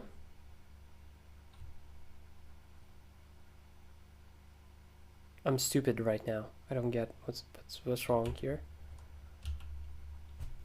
An expected argument of type string.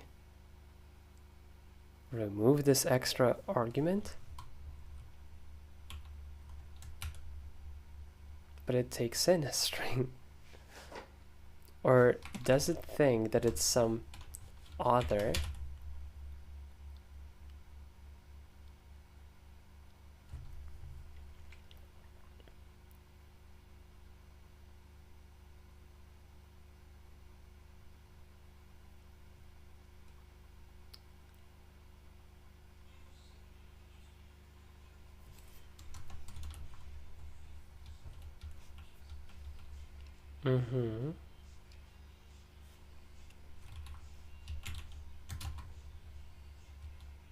No, that's not the issue here. How could it possibly not expect a string? Yeah, parse hex takes a string. We gave it a string.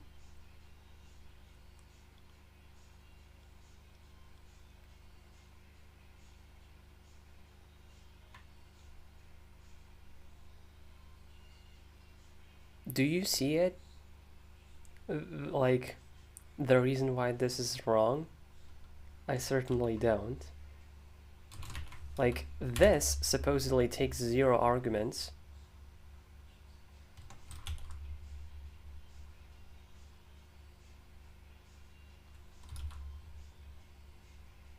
Like, it wants me to do this. And obviously it's still incorrect.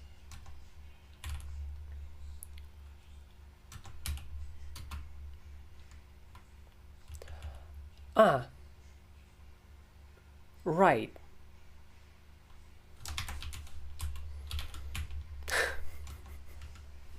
That's funny.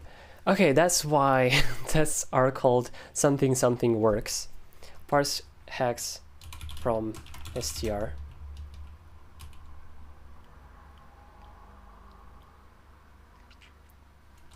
So expect that to work. Actually, you can just press T here. Okay, everything passed.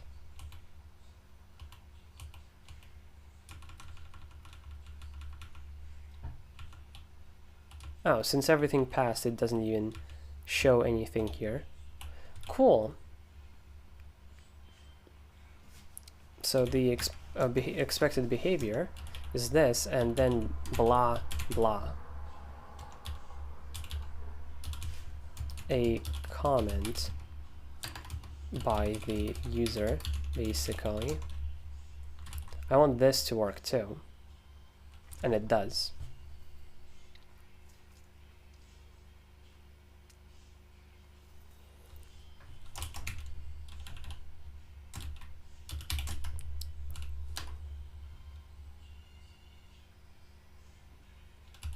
Hex color code first, then literally anything after. And naturally also passes. There's no reason for it to not. But to express that this is the expected behavior via the test.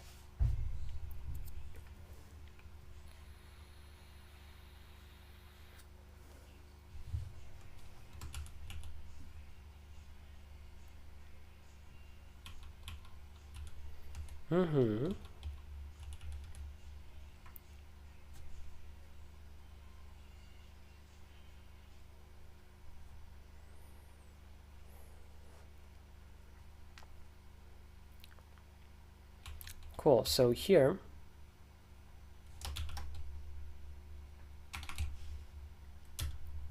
let's green, or rather red, green, blue. We could make a struct actually for it, like struct called RGB. It's somewhat unnecessary though. Parse hex, and we just provide the hex. But since it can error out, if it's none,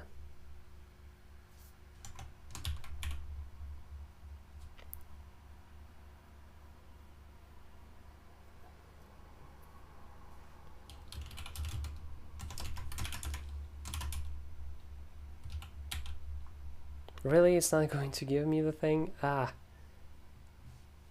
RGB is RGB. I'm hoping it understands that it's a tuple. It does, great. If it's none, wait, no, not okay, but some instead. If it's none, then return error message. Boom. And it gives us the color. Okay, we're getting somewhere.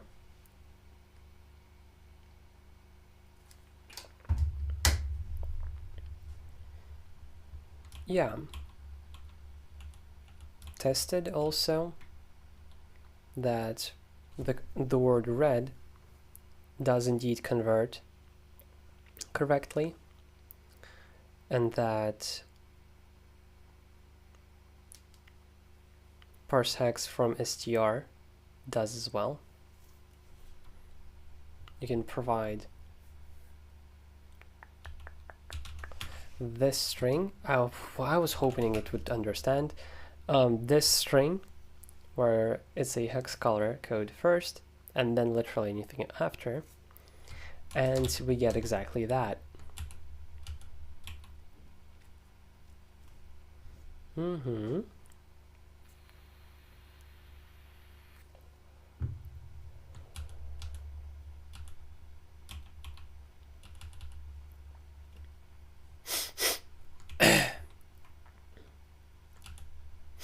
So in parse color, we use it, and at the end of the day, we get the color.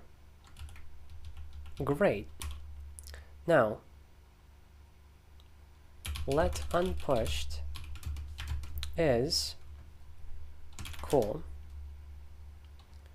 If unpushed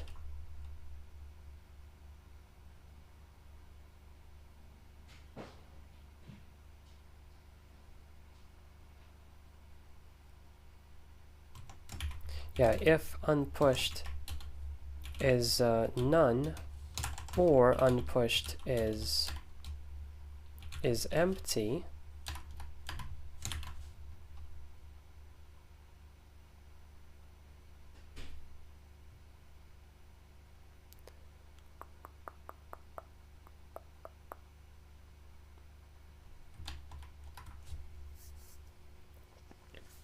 so if unpushed is none,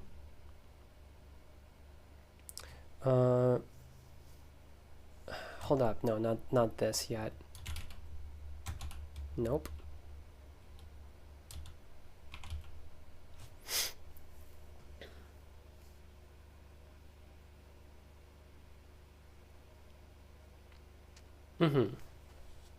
So if unpushed is none, meaning the user didn't pass anything, we just provide the default.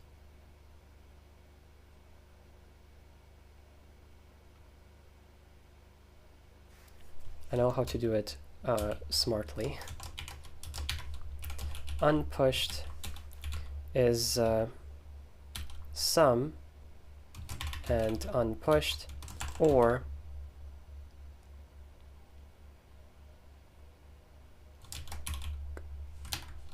default yellow. Yes, ternaries. What's wrong with this?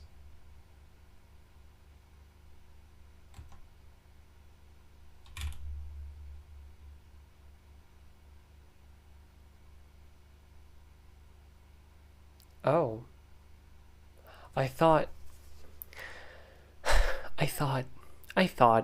it would. Damn, that, fuck, okay. Let's do it the Rust way then, fine. If it's some color, then it's that color. If it's none, then default yellow.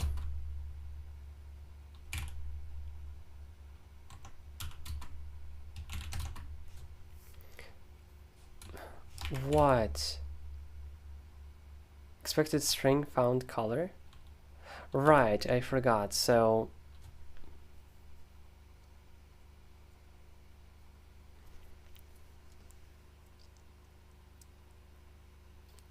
basically the if condition is that, right, the none case is being handled by the parseColor function anyway. Like, what are we doing here?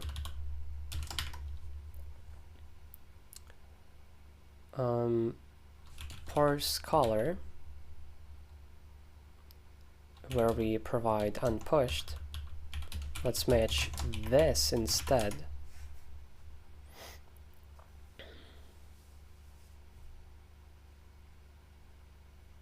If it's okay, then we just get that color. If there's an error, message.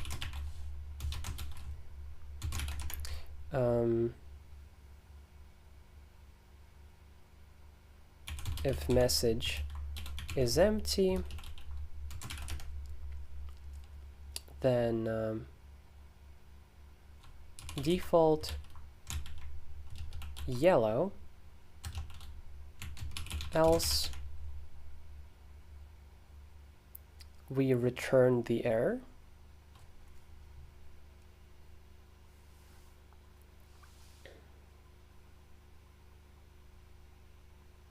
It gets increasingly difficult too.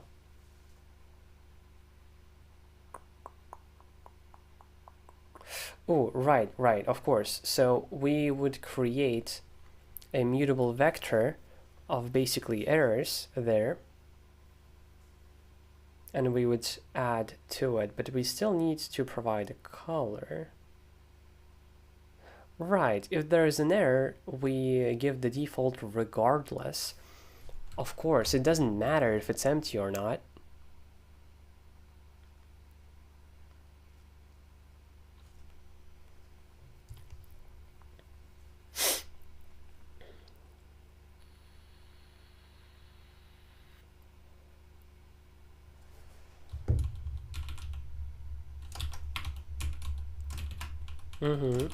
Let's mute errors.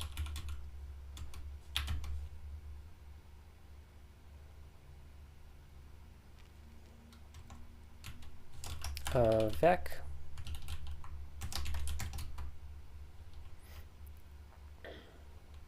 of unknown types.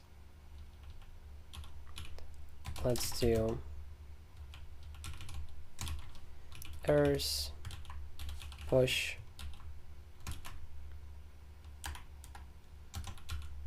message. Cool, it understood.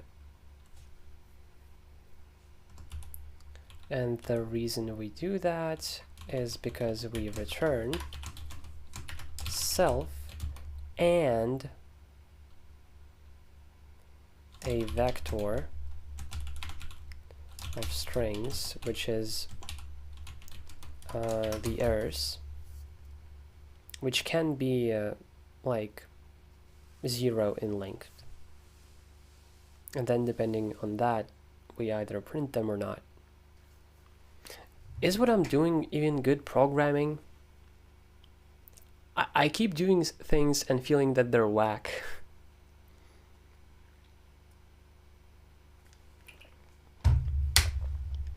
I'm not really getting ideas that are particularly better.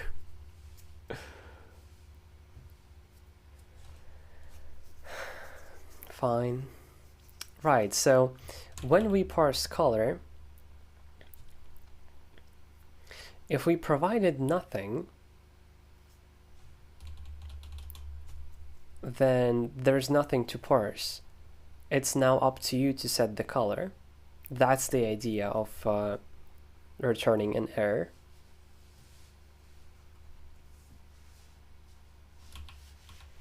And we will be using the differential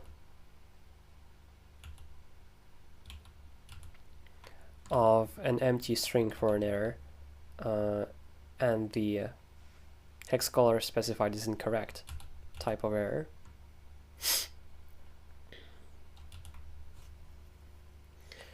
We didn't in unpushed because it's yellow regardless. We don't have a all staged or all unstaged. But for everything else, if there is an error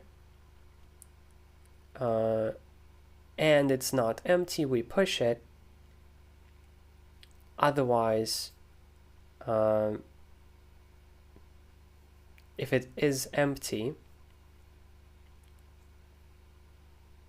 we just use like all staged.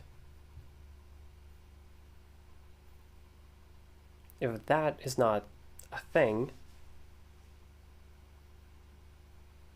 we use the default. Yeah, okay. There's so much like syntax that I'm consistently feeling like I'm doing something wrong, when in reality it's just syntax.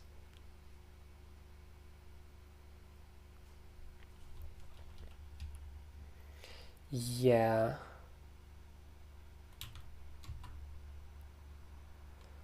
Okay. Let's continue. So all staged. All staged. Basically convert that string into a color. Match parse color. All staged. If it's just a working color, if we can just straight up use, great, amazing. If it's not, let's get the message.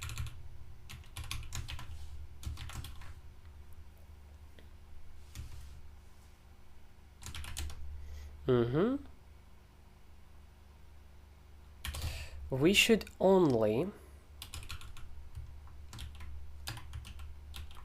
push the message if it's some.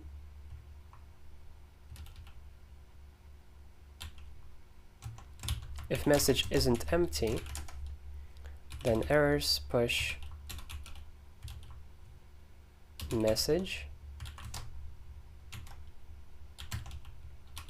and then we set the default if we couldn't get the otherwise all staged. See what we're doing here? Basically, we're using the empty string of the error as a sentinel value, which I dislike, by the way.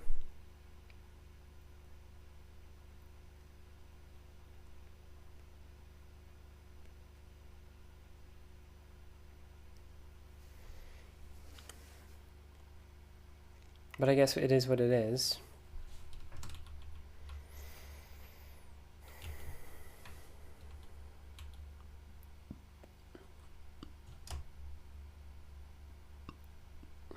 There's nothing really to return here, because if the argument isn't set, that just means that the user wants the default behavior. It's not an error, it works as expected, and therefore we set the default color.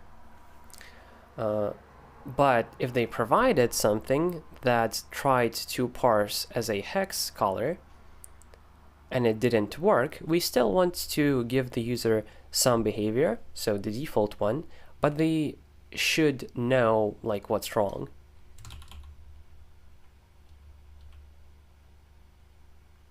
Let's actually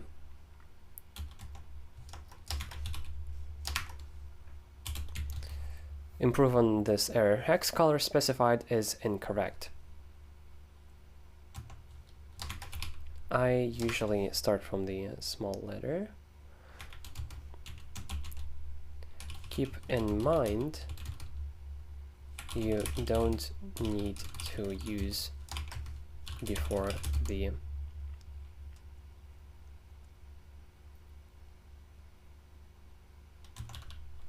separate line.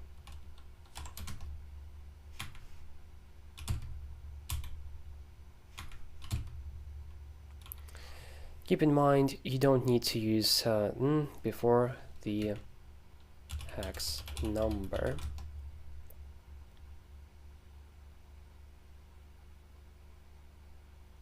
That's a bit better.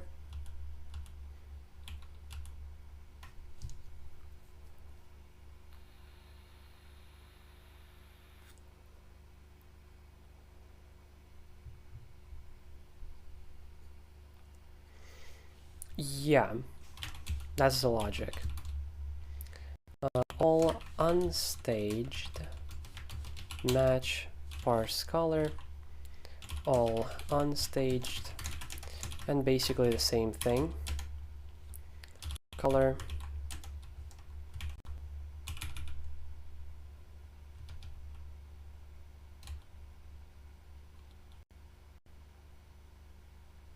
That is way too specific.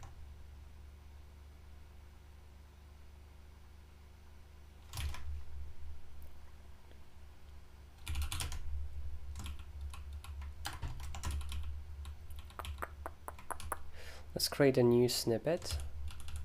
Let's actually delete some of them to make as generic snippets as possible.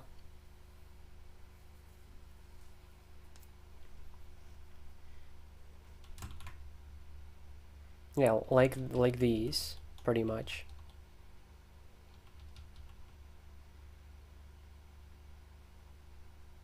This is a bit too specific. However, I do use it super often.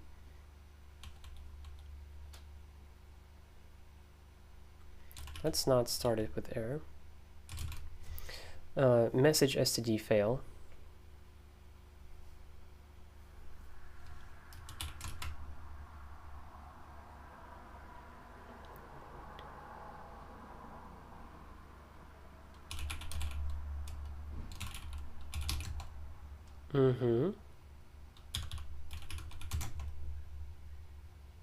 Error ePrint failure. Yeah.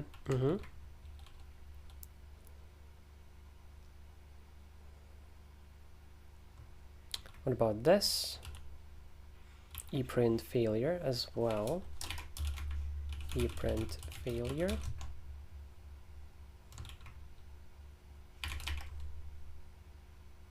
What's the difference here?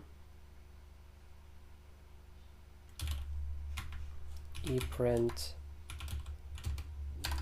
message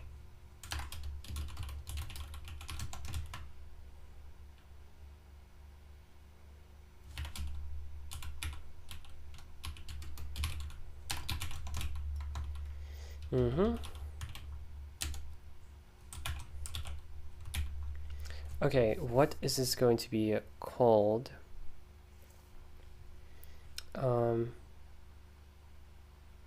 Our message big.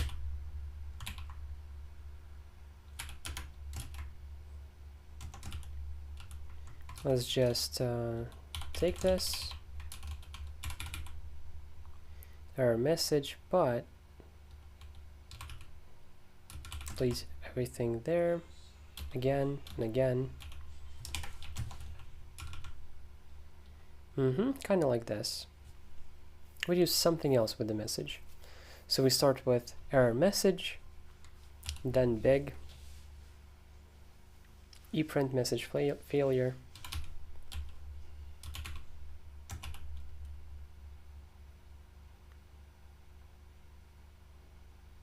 ePrint failure, so without message, error message, ePrint failure. Okay. Boom. So error message big. Here we go. And if not message is empty, then errors push the message, and the default color for unstaged is cyan. Maybe a strange decision, but you can override it. That's the entire idea.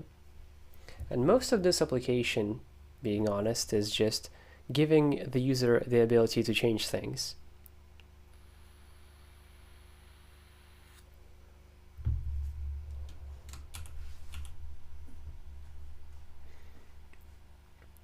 However, yeah, like, I do feel like I'm writing bad code continuously.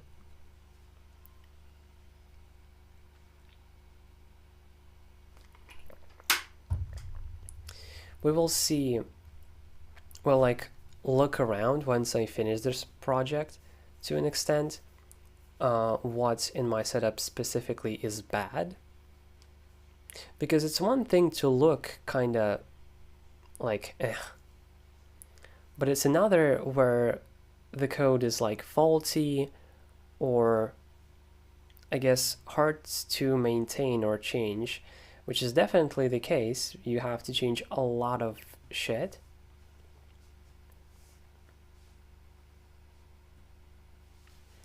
What we could do, and this is my constant thought with Rust, what I'll probably want to do, since they look so similar, is take this out into a function. Okay, great. In that case, we need to provide unpushed to it, which is the color, and the mutable errors vector, and the default color. At which point is it worth it? I don't think so, especially considering that once we're done with these like 3 general colors, we're going to be using them.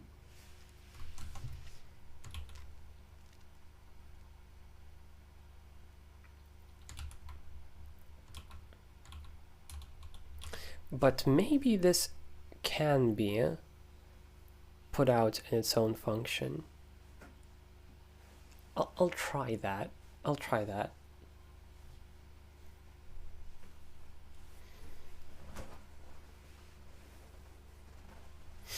Okay, so after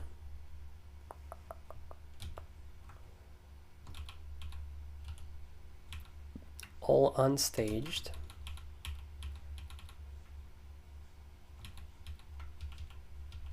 we start with unstaged. So let unstaged is match parse color unstaged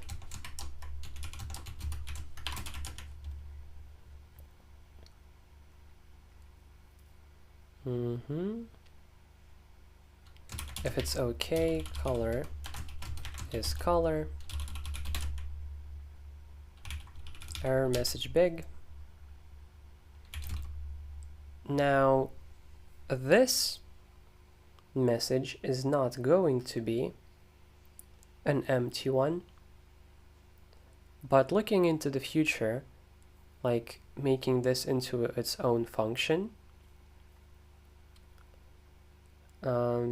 there's really, it's okay that we make an emptiness check. But let's not do it for now.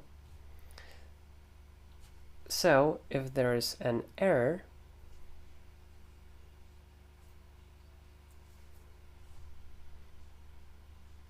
actually, for safety regardless, it makes sense to do it. So if not, message is empty, then errors push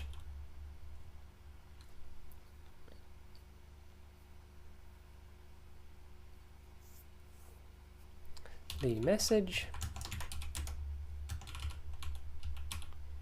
and we return the default color. So that is for unstaged. So we return all unstaged here, I think. Okay, meaning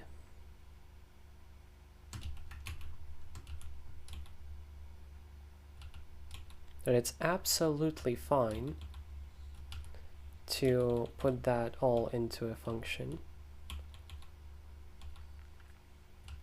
Yeah, absolutely.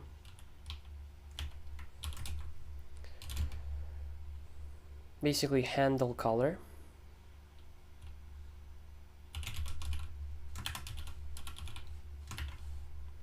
The first thing is color.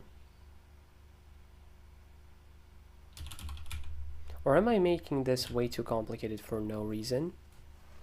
Let's look at the flow in the program. So we pass all of these to from, and all of them are options because they may be options.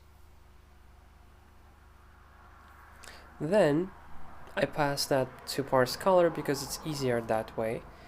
And then it returns like a thing.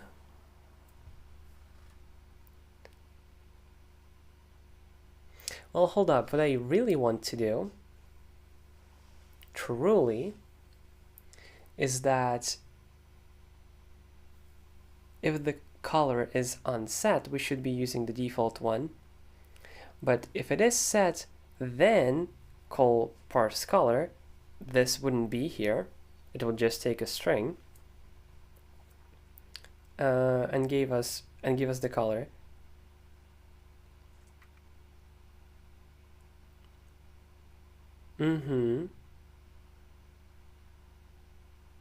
That's what I really want to do. So let's do this in handle color, actually.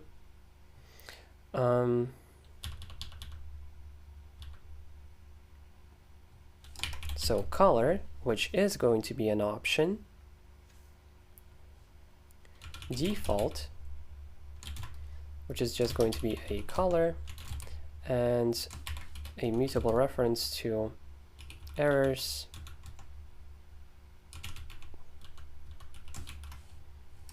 a mutable reference to a vector of strings. And what it's going to return for sure is just a color. Yeah. Oh, what's a color? Oh, right, that's not there.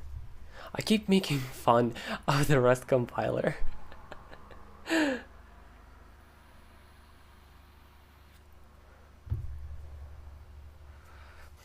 I mega should learn how to like functionize everything.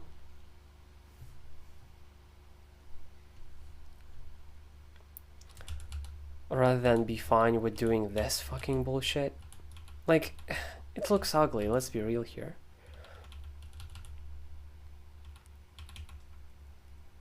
So,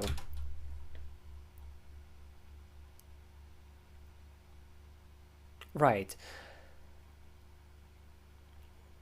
Let color is match color. If it is some color, then return that.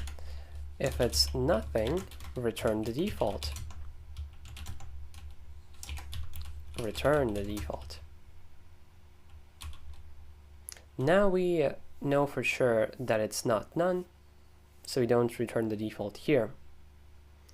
Now we parse color.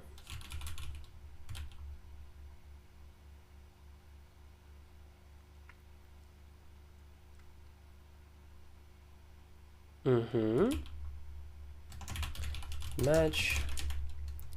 If it's okay, we return that color. If there's an error message, we errors push the message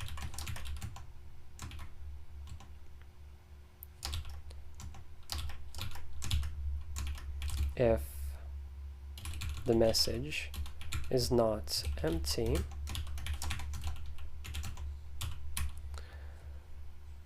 and only then, and return the default.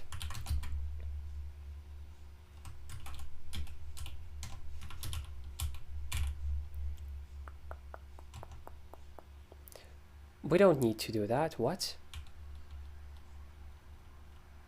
Oh, we do. For now. Let's df these. dv. Boom. Now it just takes a string, making it easier to test and easier to use.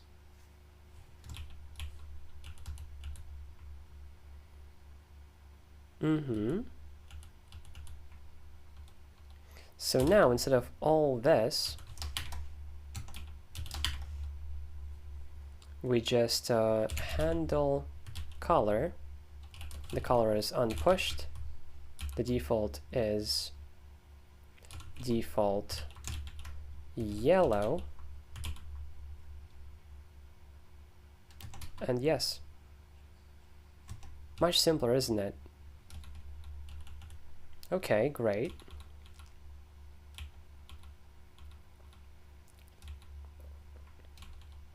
Now this sum is not required anymore. We just provide a string. Here we go.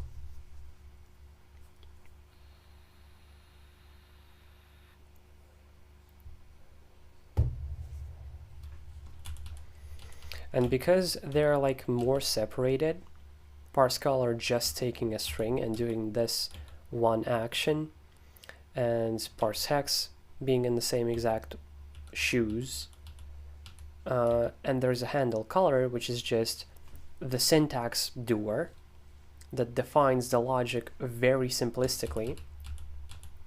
The module ends up being more testable, more readable, and better overall.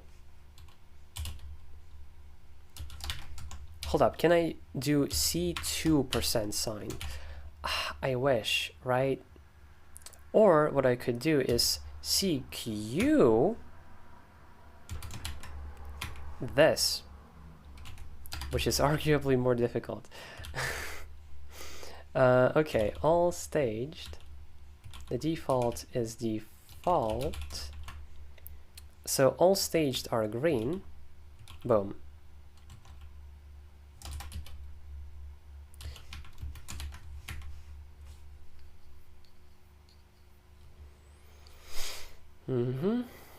All unstaged is the same exact thing. All unstaged, yes. Default cyan for all unstaged. Cool, and now the repeating of all this thing goes ahead way easier. So this, we also just handle color, unstaged, but now instead of the default, we use all unstaged. Like, isn't this amazing?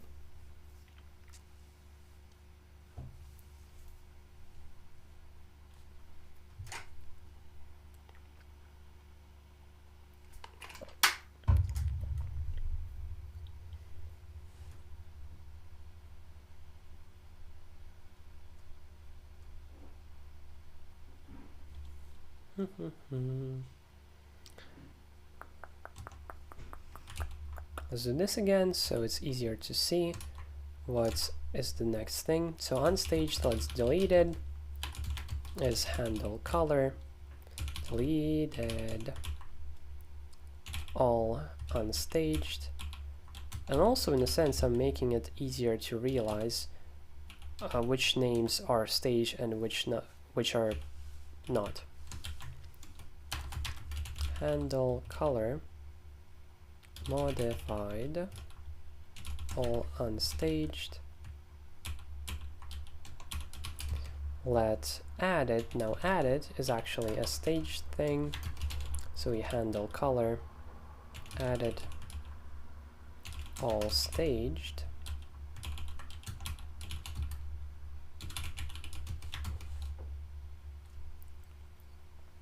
I feel like once I get better at traits, or rather start learning them at all, that's gonna improve my experience massively.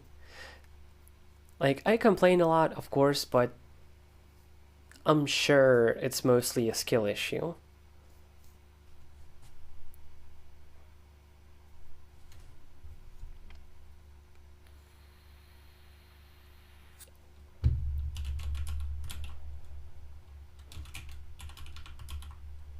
And staged means stage modifications, by the way. Renamed is handle color.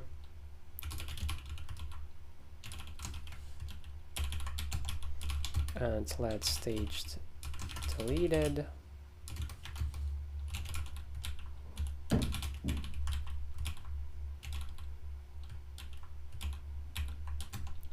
Boom. I forgot a very important point. No, I didn't actually. I thought I did. My thought was, well, hold up. If the user specifies a color for unstaged, it's still going to use the default all unstaged. No, that's super not true. If they provide a color, so if they provide the color, it's some, and it parses correctly, it uses that color.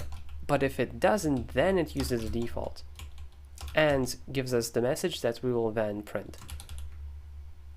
So no, there's no such issue.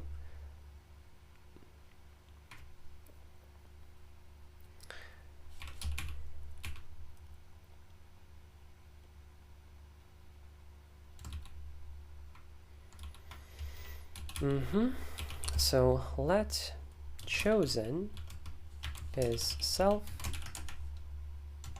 Let chosen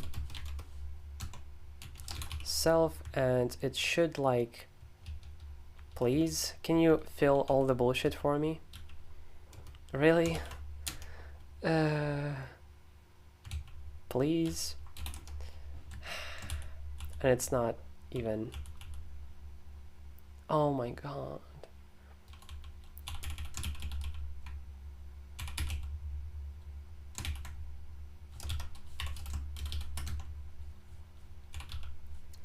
Let's FP and DAW. Forgot to use norm here. And let's find this and delete it. Actually, let's try to DA K. Well, that's not what I expected, because I'm stupid, actually. Let's norm and delete a value instead. And here, do this. Boom.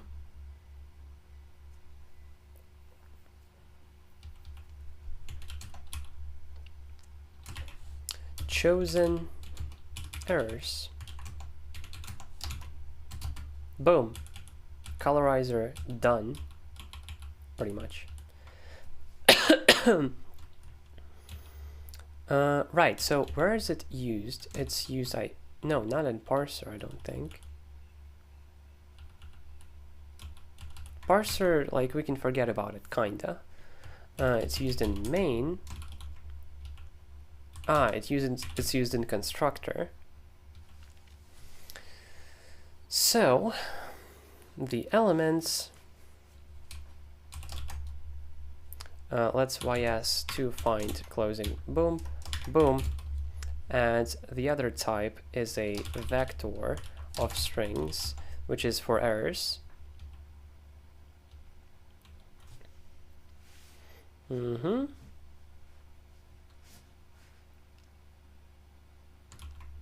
Now add if positive.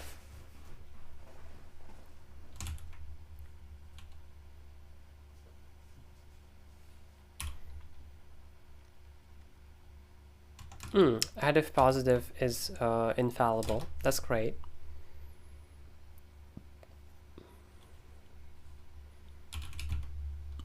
Let's be more specific. All of those are user errors,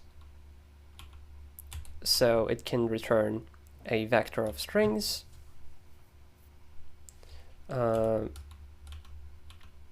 which can happen here, which only happen if parse color returns an error. And why can that happen? If the hex color is incorrect.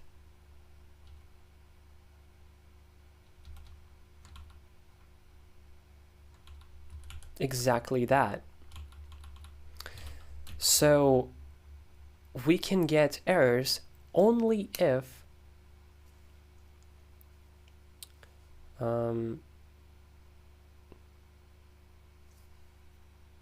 the user made an error. So user errors, and that makes me realize that if they specified multiple incorrect hex codes, every error message is going to be 2 lines, which is super annoying. I'll explain it in the docs and won't bother them with this information. Hex color specified is incorrect.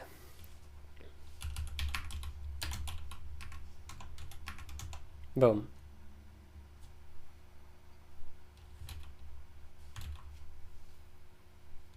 User errors.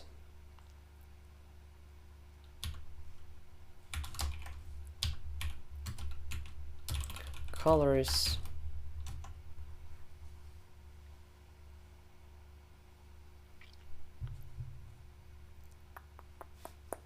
User errors is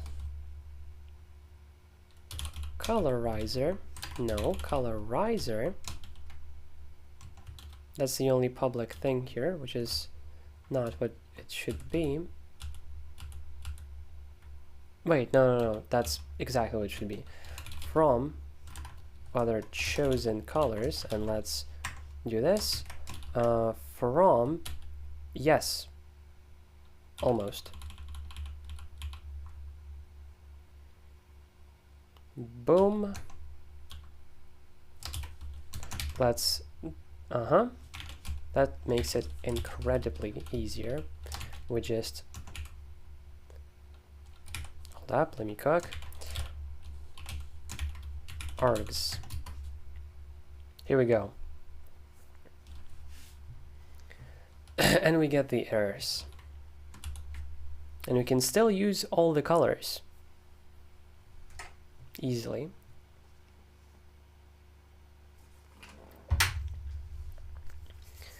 Because no matter how much the user has fucked up, and I guess the only way they can fuck up is they specify a color and it's wrong somehow.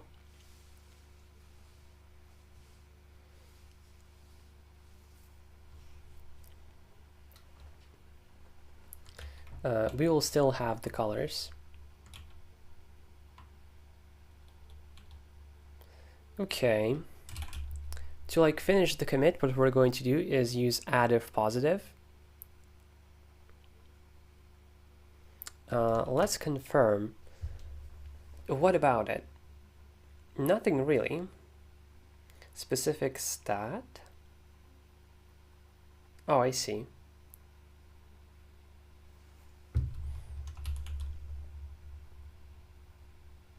Okay, yeah, makes sense. Let's add if positive elements, yes. Colors dot this args, no, not args, stat. And how many are there?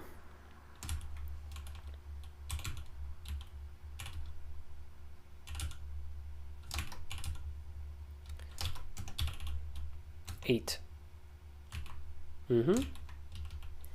Let's YY7P, and let's fucking go. So in colors, we have a color. We do not have the colors for all stage and so on and so forth. We're just using literal colors. Oh,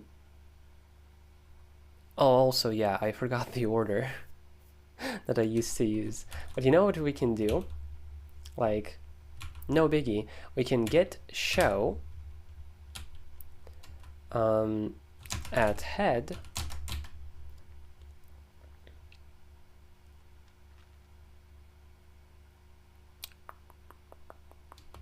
Well, let's do this little thing. What do we need to look at? We need to look at constructor. Yeah.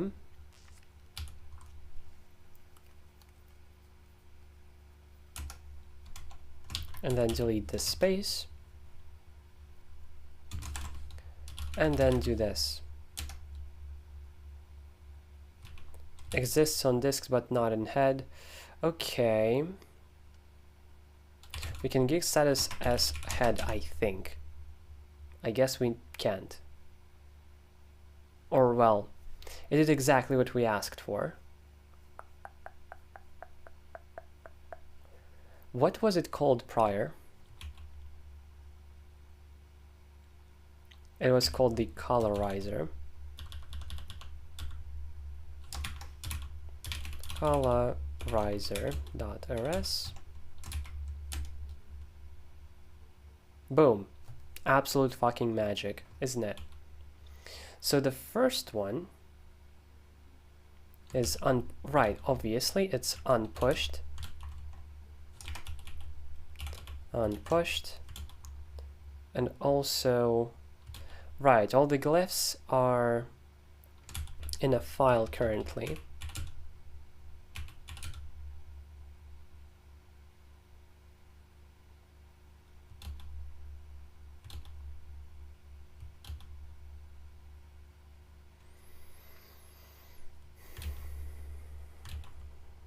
We can fill them in with the same exact thing to like very obviously specify that this thingy is not finished. Okay, so unpushed, unpushed.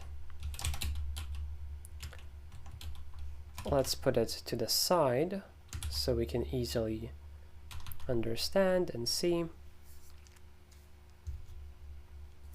Damn, it makes me realize just how much more logic you have to implement when you're trying to think about someone else.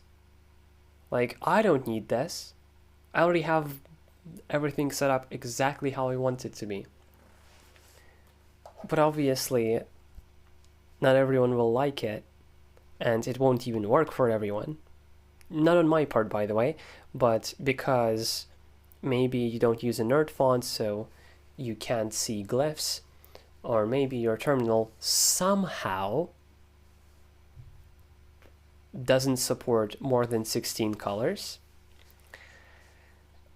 I'll be honest here, that is damn near impossible. What are you doing installing a get status thingy if your terminal doesn't support fucking more than 16 colors? How are you in this situation? But as a good developer, I should support that possibility. Plus, using any precise color is going to be annoying rather than just following the colors from the color scheme that the user selected. That's the better way to do it anyway. For the I think I recognize the song name, but I don't remember how it's like how it goes. Or maybe I'm lying and I don't. Who knows? Also, I'm on speakers, So like putting music on is kind of whack. But on one stream I did show like the people watching what music I listen to. Okay, so the second thing is renamed.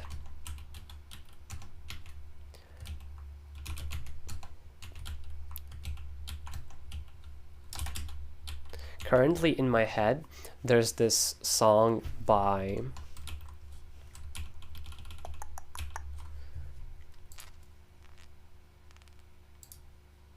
Sure. Let me then put up some music. Boop. Now I imagine you can still hear me.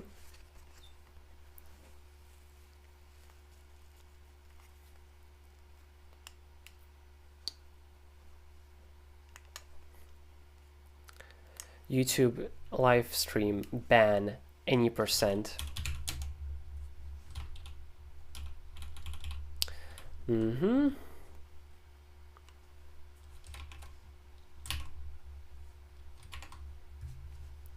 Let me put up some music to get immediately banned once again.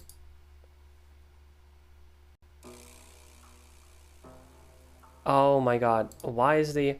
Oh, I see, it's because the sound is horrible. Oh, but it's not because it's connected to my phone. That's not the issue. Fuck. Why are you bad? What do you mean hands-free? No. Use the normal good codec.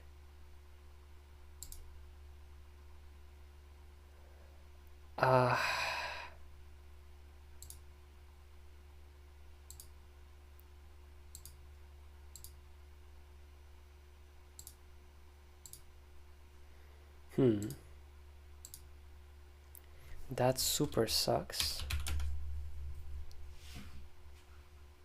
Is that because it also needs to be captured or something? Like, what is the property of this? Default. Okay, what if we explicitly set it to that? What now? Still hands-free. Let's do this and reconnect again. Let's see.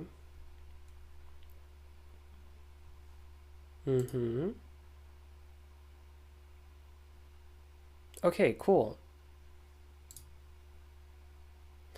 Sure, let's try playing music. Much better now.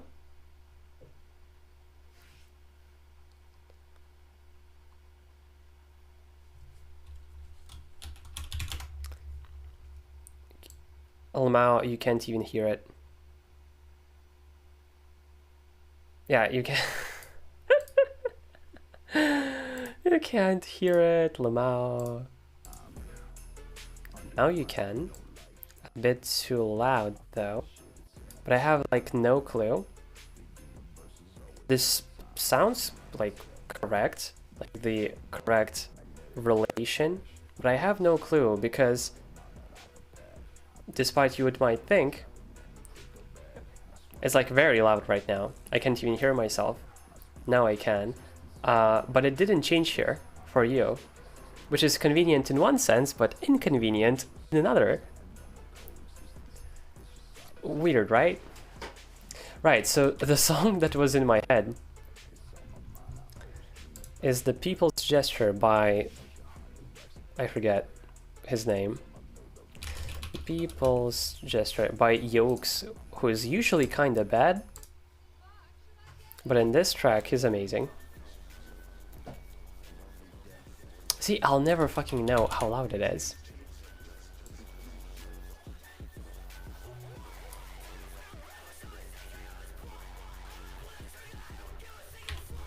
No clue. Literally no clue. Am I banned yet?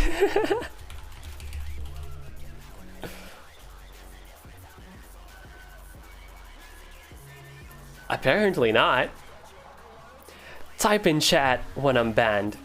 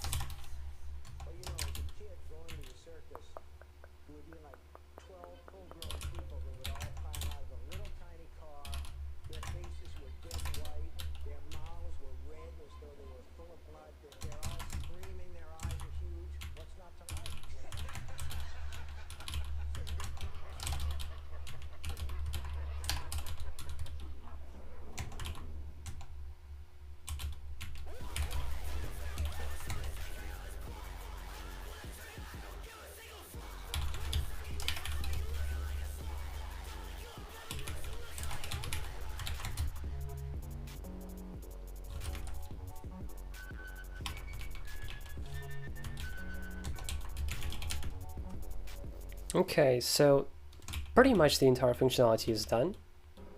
But now it's like, oh, actually, elements is a thingy. It shouldn't be a thingy. Let's not make it a thingy. And error, user errors. My fucking program is infallible. Well, kinda.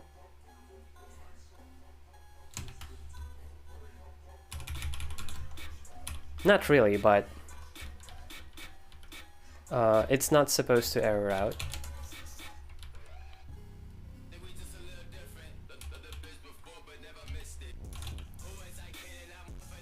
Okay.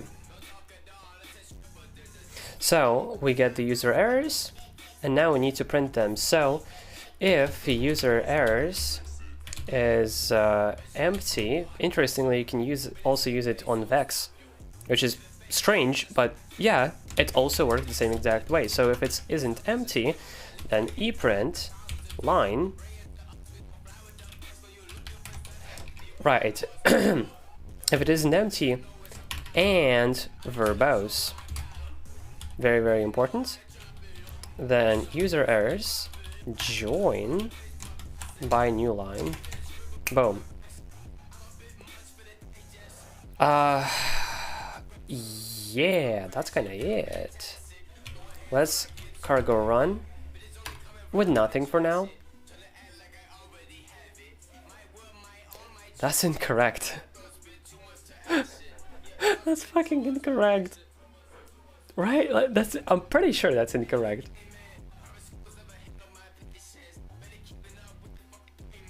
It should be using like default colors. Oh, it does use default colors, which are mine, and I missed that. It's just that these are considered default colors. Right.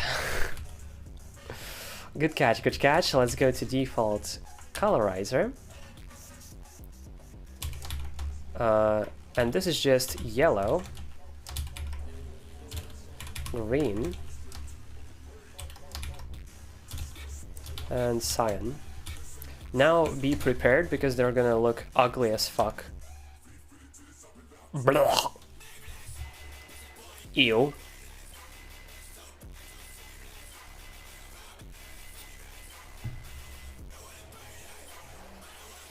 Wouldn't it then be better to color them a bit differently?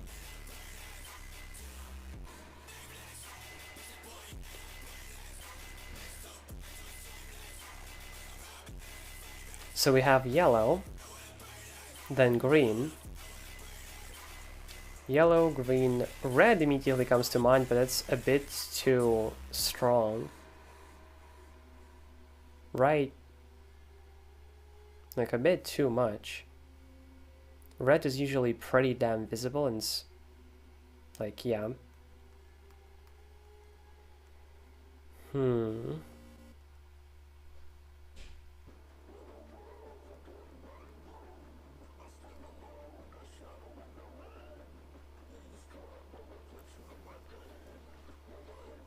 I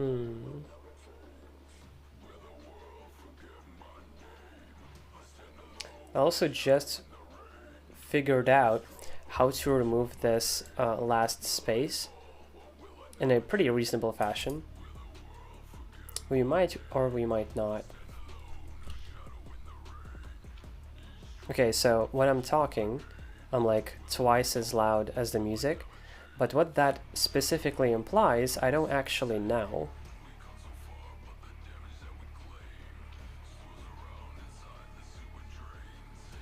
And the thing is, like, I can't be, oh, so when it's this loud for me, that means that it's that loud for you. No, because it's like, it isn't tied down, right? Like,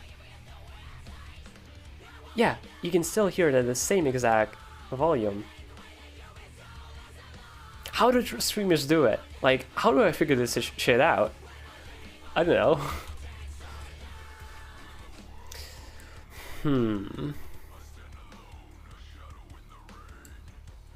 Cyan.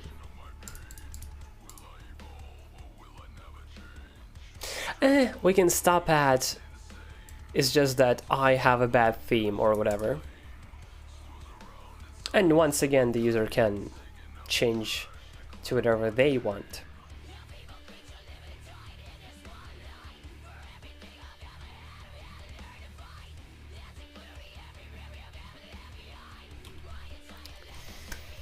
Cool. So now it's actually like done. It's a huge ass commit. Let's not push yet. User can choose colors per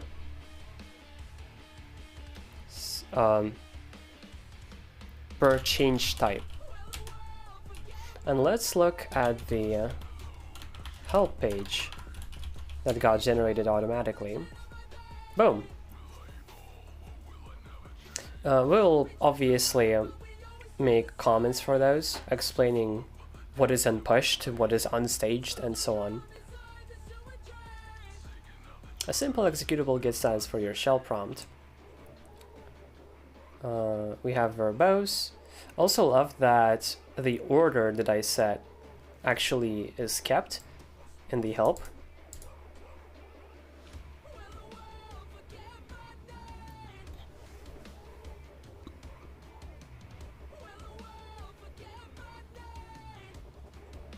So for something like verbose, the message will be, huh, interesting, trailing white space. So the message is going to be, will print error messages, and then the readme I explain why they aren't printed by default.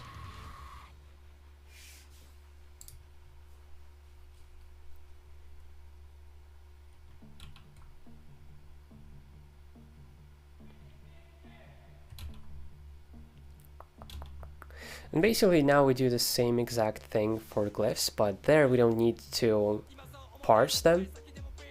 We just take the string if it's there. If it's not there, we don't use it. It's infallible. If the user doesn't specify anything, that's fine. We just don't use it.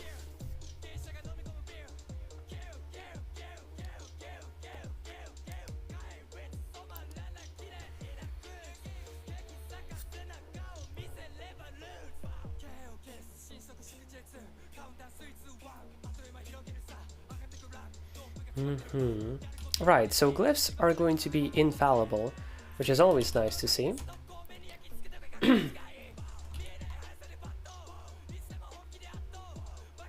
Wow, I suddenly felt a gust of wind on my neck. Does that mean that I'm gonna die soon or something? I feel like that's a folk tale or something that's went like that. It's either something very wholesome or something very not wholesome.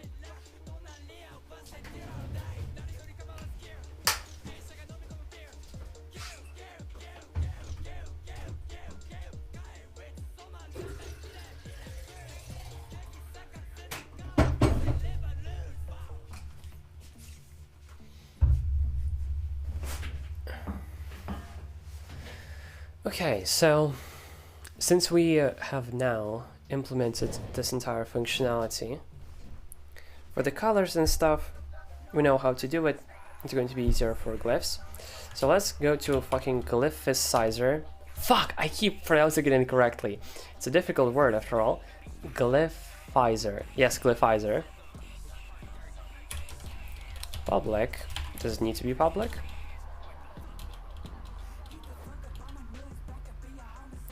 Yes. Public. Well, does it?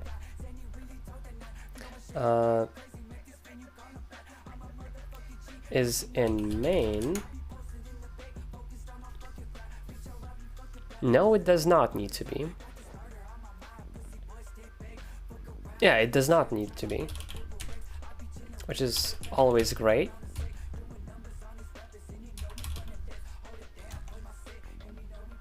It needs to be public for constructor. Okay. Yeah, okay, yeah, that makes sense. So everything in Colorizer is not accessible from main anyway.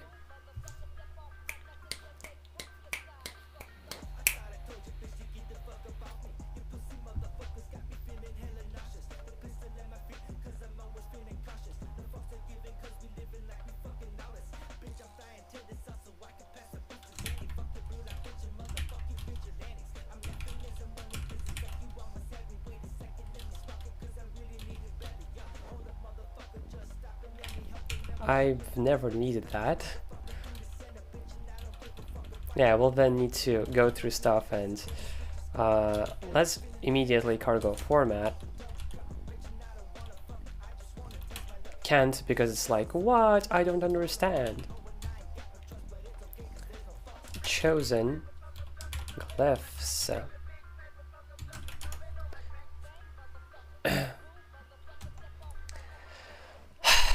You know what that means? We fucking go to args. Let's close everything else for now and implement fucking another how many? Like 8? 7? 5? I forget.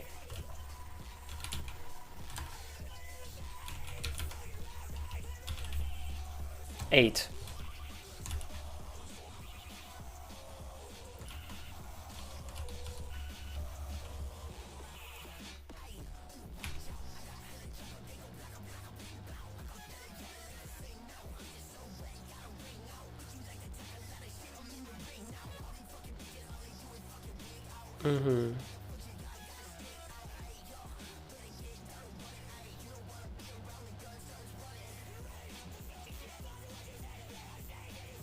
I'll have to rename these.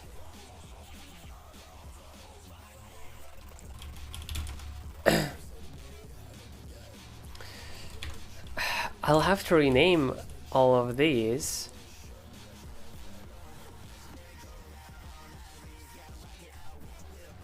I dislike that.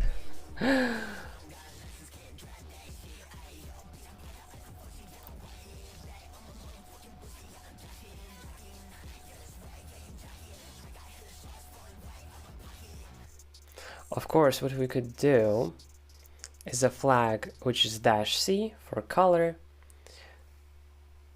which takes a value enum and then another value. But could we even do that?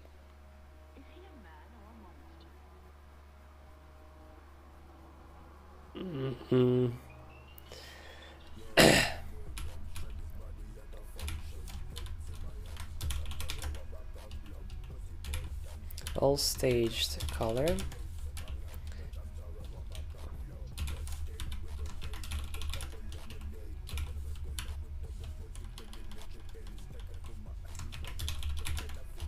That's my solution for now. It's kind of I don't particularly like it, but I think it's the only reasonable one. And of course, you could say, oh, we could like make a config file. No. Fucking no. I'm sick and tired of config files. So if you go to here, let's go to my config.fish, and this is where, well, you're not supposed to put it here, but more like you have your prompt. You already probably, or at least you should, back up your dot files here. And when you want to change something in your prompt, you just go fucking here. Having to go to a different file, which is specifically a config file for this part of your prompt, is so annoying that typing some letters here instead of there is like, it super doesn't matter. It's a design decision, don't care. Config files are fucking annoying. And then you symlink it for what? For like 16 flags? Let's keep in mind that the user will most likely not change every single one of them.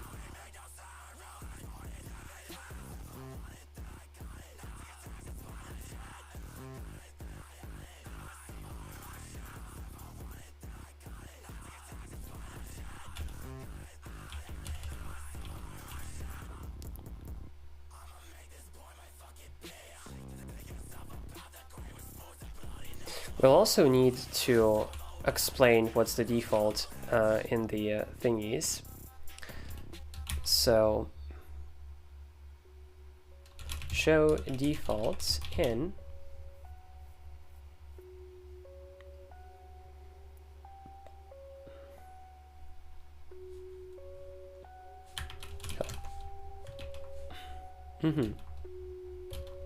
By the way, how we can make stats here should be default instead.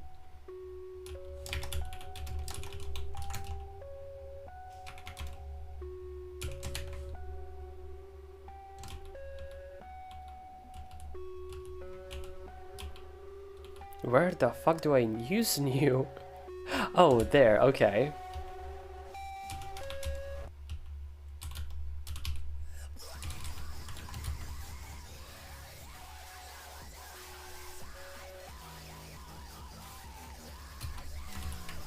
Boom.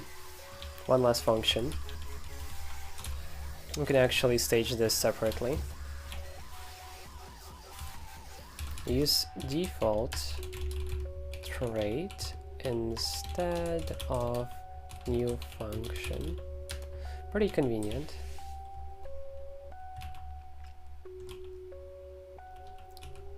So renamed also color.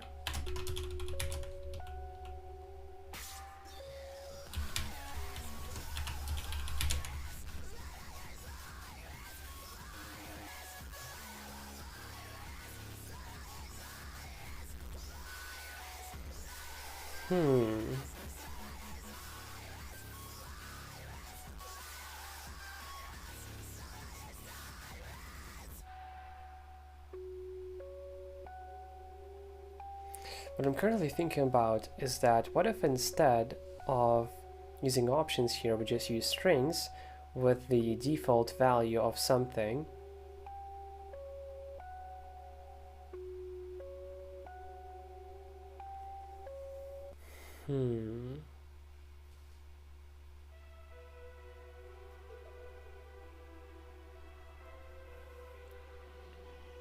Because that's what I intend to do for glyphs.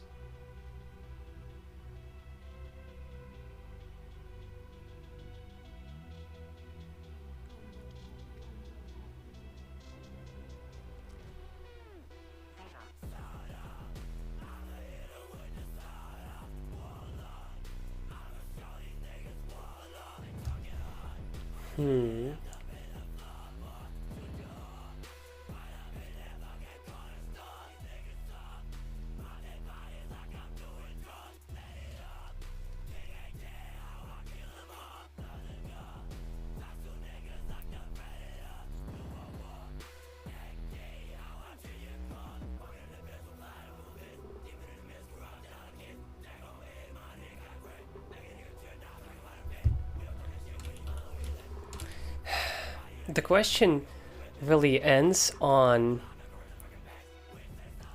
how is a color displayed? How is the display trait implemented? And let's actually do it the kinda annoying way. Let's go to Rust and test. Open it in VS Code. Move it.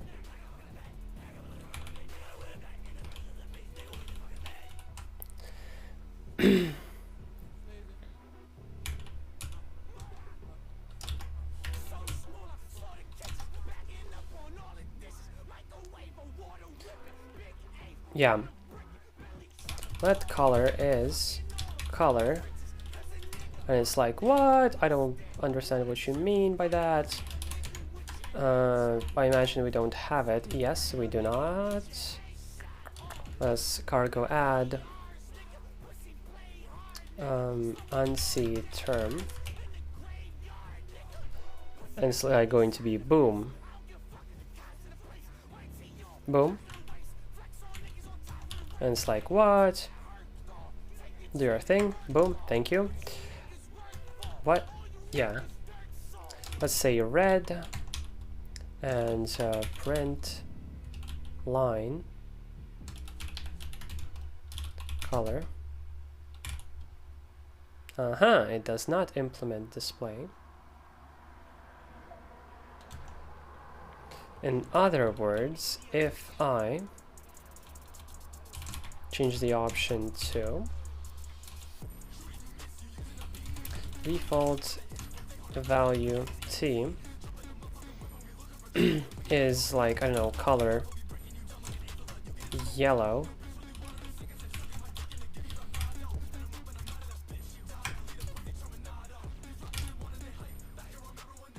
yeah, expected a string, and it doesn't implement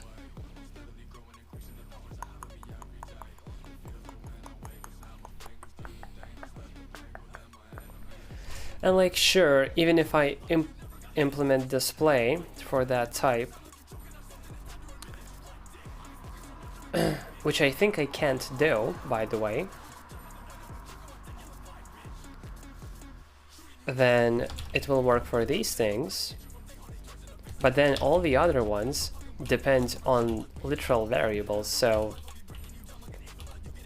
no. No for colors, but yes for glyphs. They're just like strings.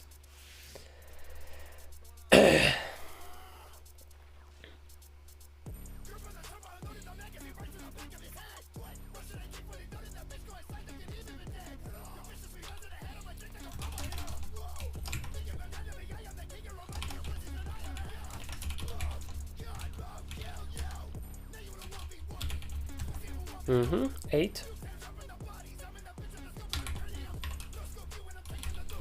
Public.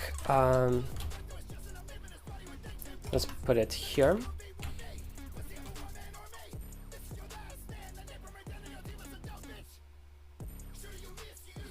Actually, let's do it a bit differently. Boom. And replace use size with a string, right? We want a string here, and we'll just give it a default value.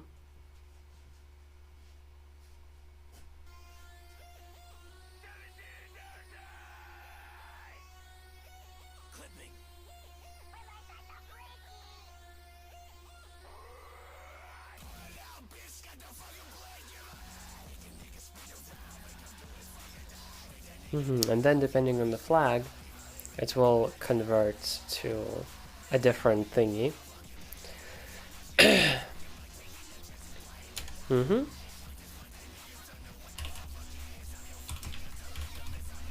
Default value t is string from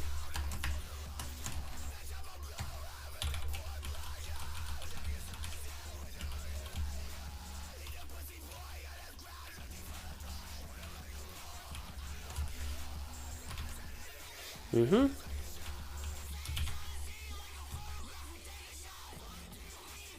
Actually, what am I string froming for? I have them in default glyphs, but let me guess. If I try to string this, then CS this to these, string from, and it's like, what are you talking about, girl? Oh, you can make constants be strings. I thought you couldn't. What? First time I'm hearing about it. That's for sure. Okay then, let's record to you.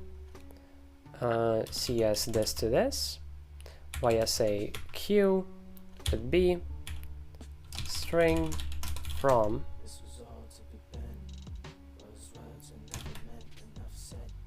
char CGN string.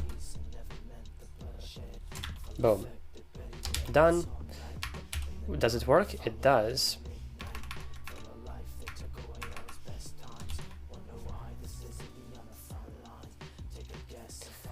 Okay, let's go to Glyphizer, actually to constructor, and make this public.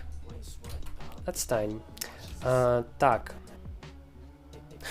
Straight up started speaking Russian, Lamau. Let's use create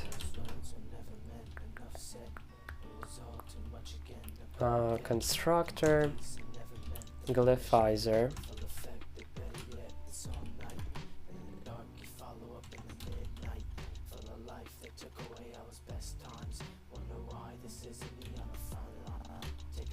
Now let's go to Glyphizer, public,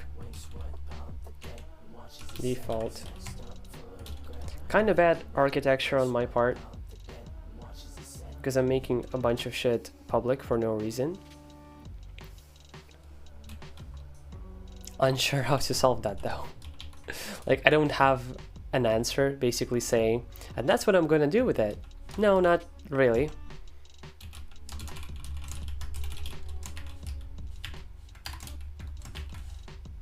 Actually, let me just copy this and then boom, and we'll replace this with default. Yeah, it's just this. Default, right? Yeah, default. So for unstaged, we use wait, but they are public.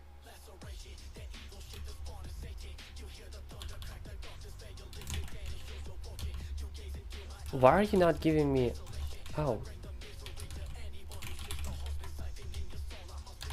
It still doesn't. That's so annoying. Why is this the case?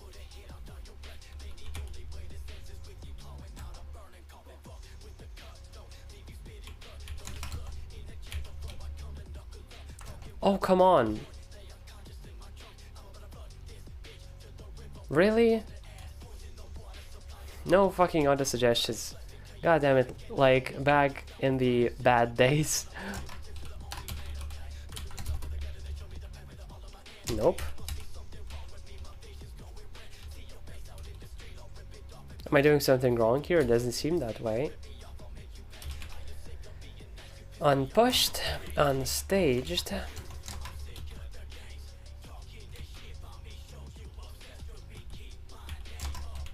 Added.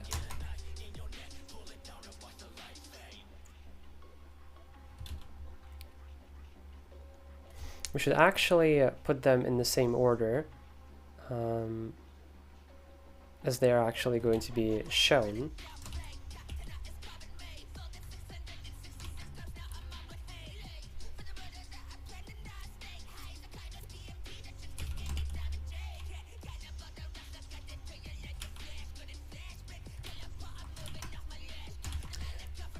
Okay, so After all on stage, we do renamed, then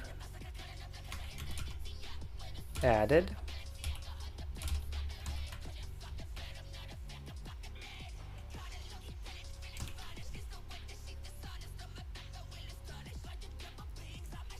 unstaged. My eyes are like super confused. Okay, so staged after added.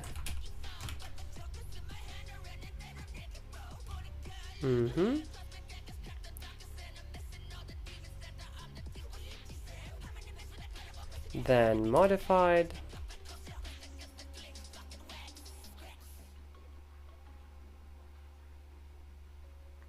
What symbol do I use for stage deleted? Ah, the same one that I use for just deleted.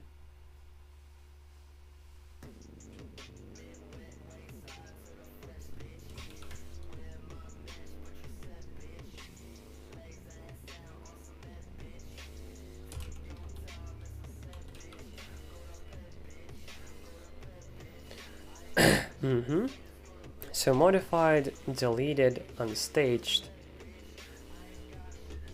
And this one is like, what do I do? So staged deletions.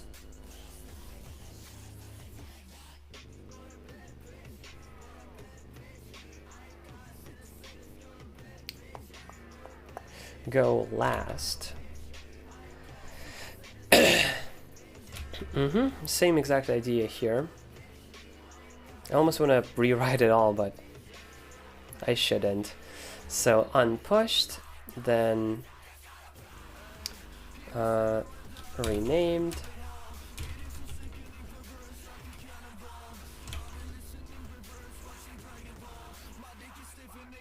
Unpushed, okay. Renamed.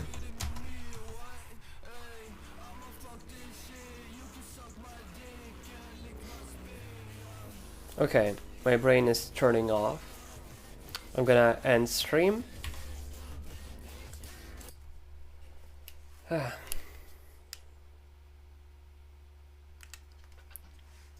But a lot of progress, actually. So now, although the glyphs aren't correct, which is why I haven't pushed the code yet, the colors use the default scheme, color scheme of your theme. You can choose to paint the 3 categories in 3 different colors, and then you can specify colors for specific ones if you want to, which is great. And we started working on the selection of glyphs.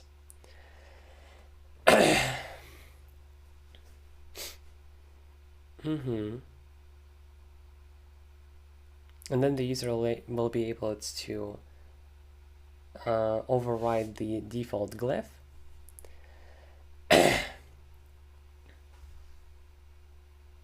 Actually, my initial idea was that, oh, there's going to be a flag for if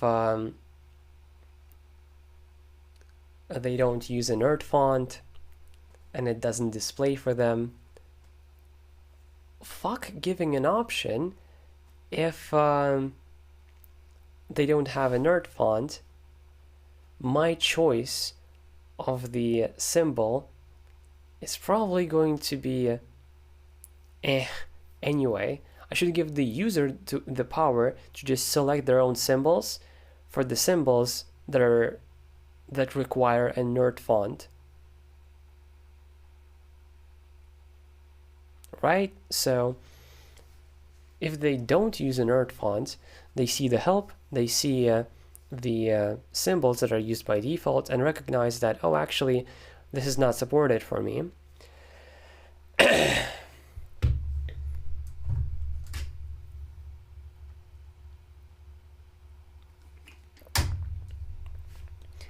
And then they're like, okay, so I have to override them. And they decide the symbols, or the strings technically, that will have to replace the nerd fonts. Because me just deciding what is going to be the correct symbol for them is going to be incorrect. The user will most likely change them to whatever they want anyway. So if you have a nerd font, you can use the defaults. If you don't, you technically can too, but it's ridiculous, so you'll just select the symbols that you want for the symbols that used nerd fonts.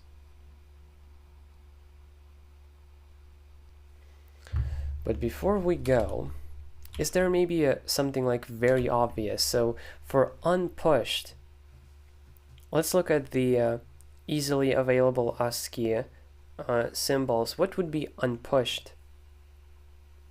The caret symbol, I guess. Could be the caret symbol. Okay, that's fair. Renamed, it could be the ampersand.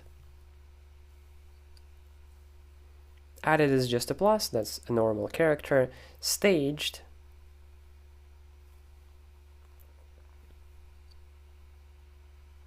oh, that's a good question.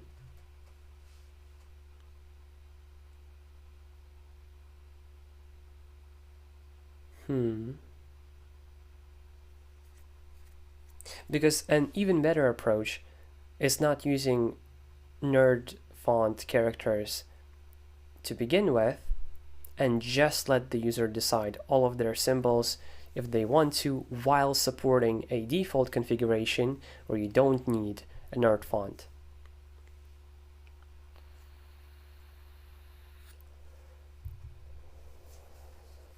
Like, that is for sure better.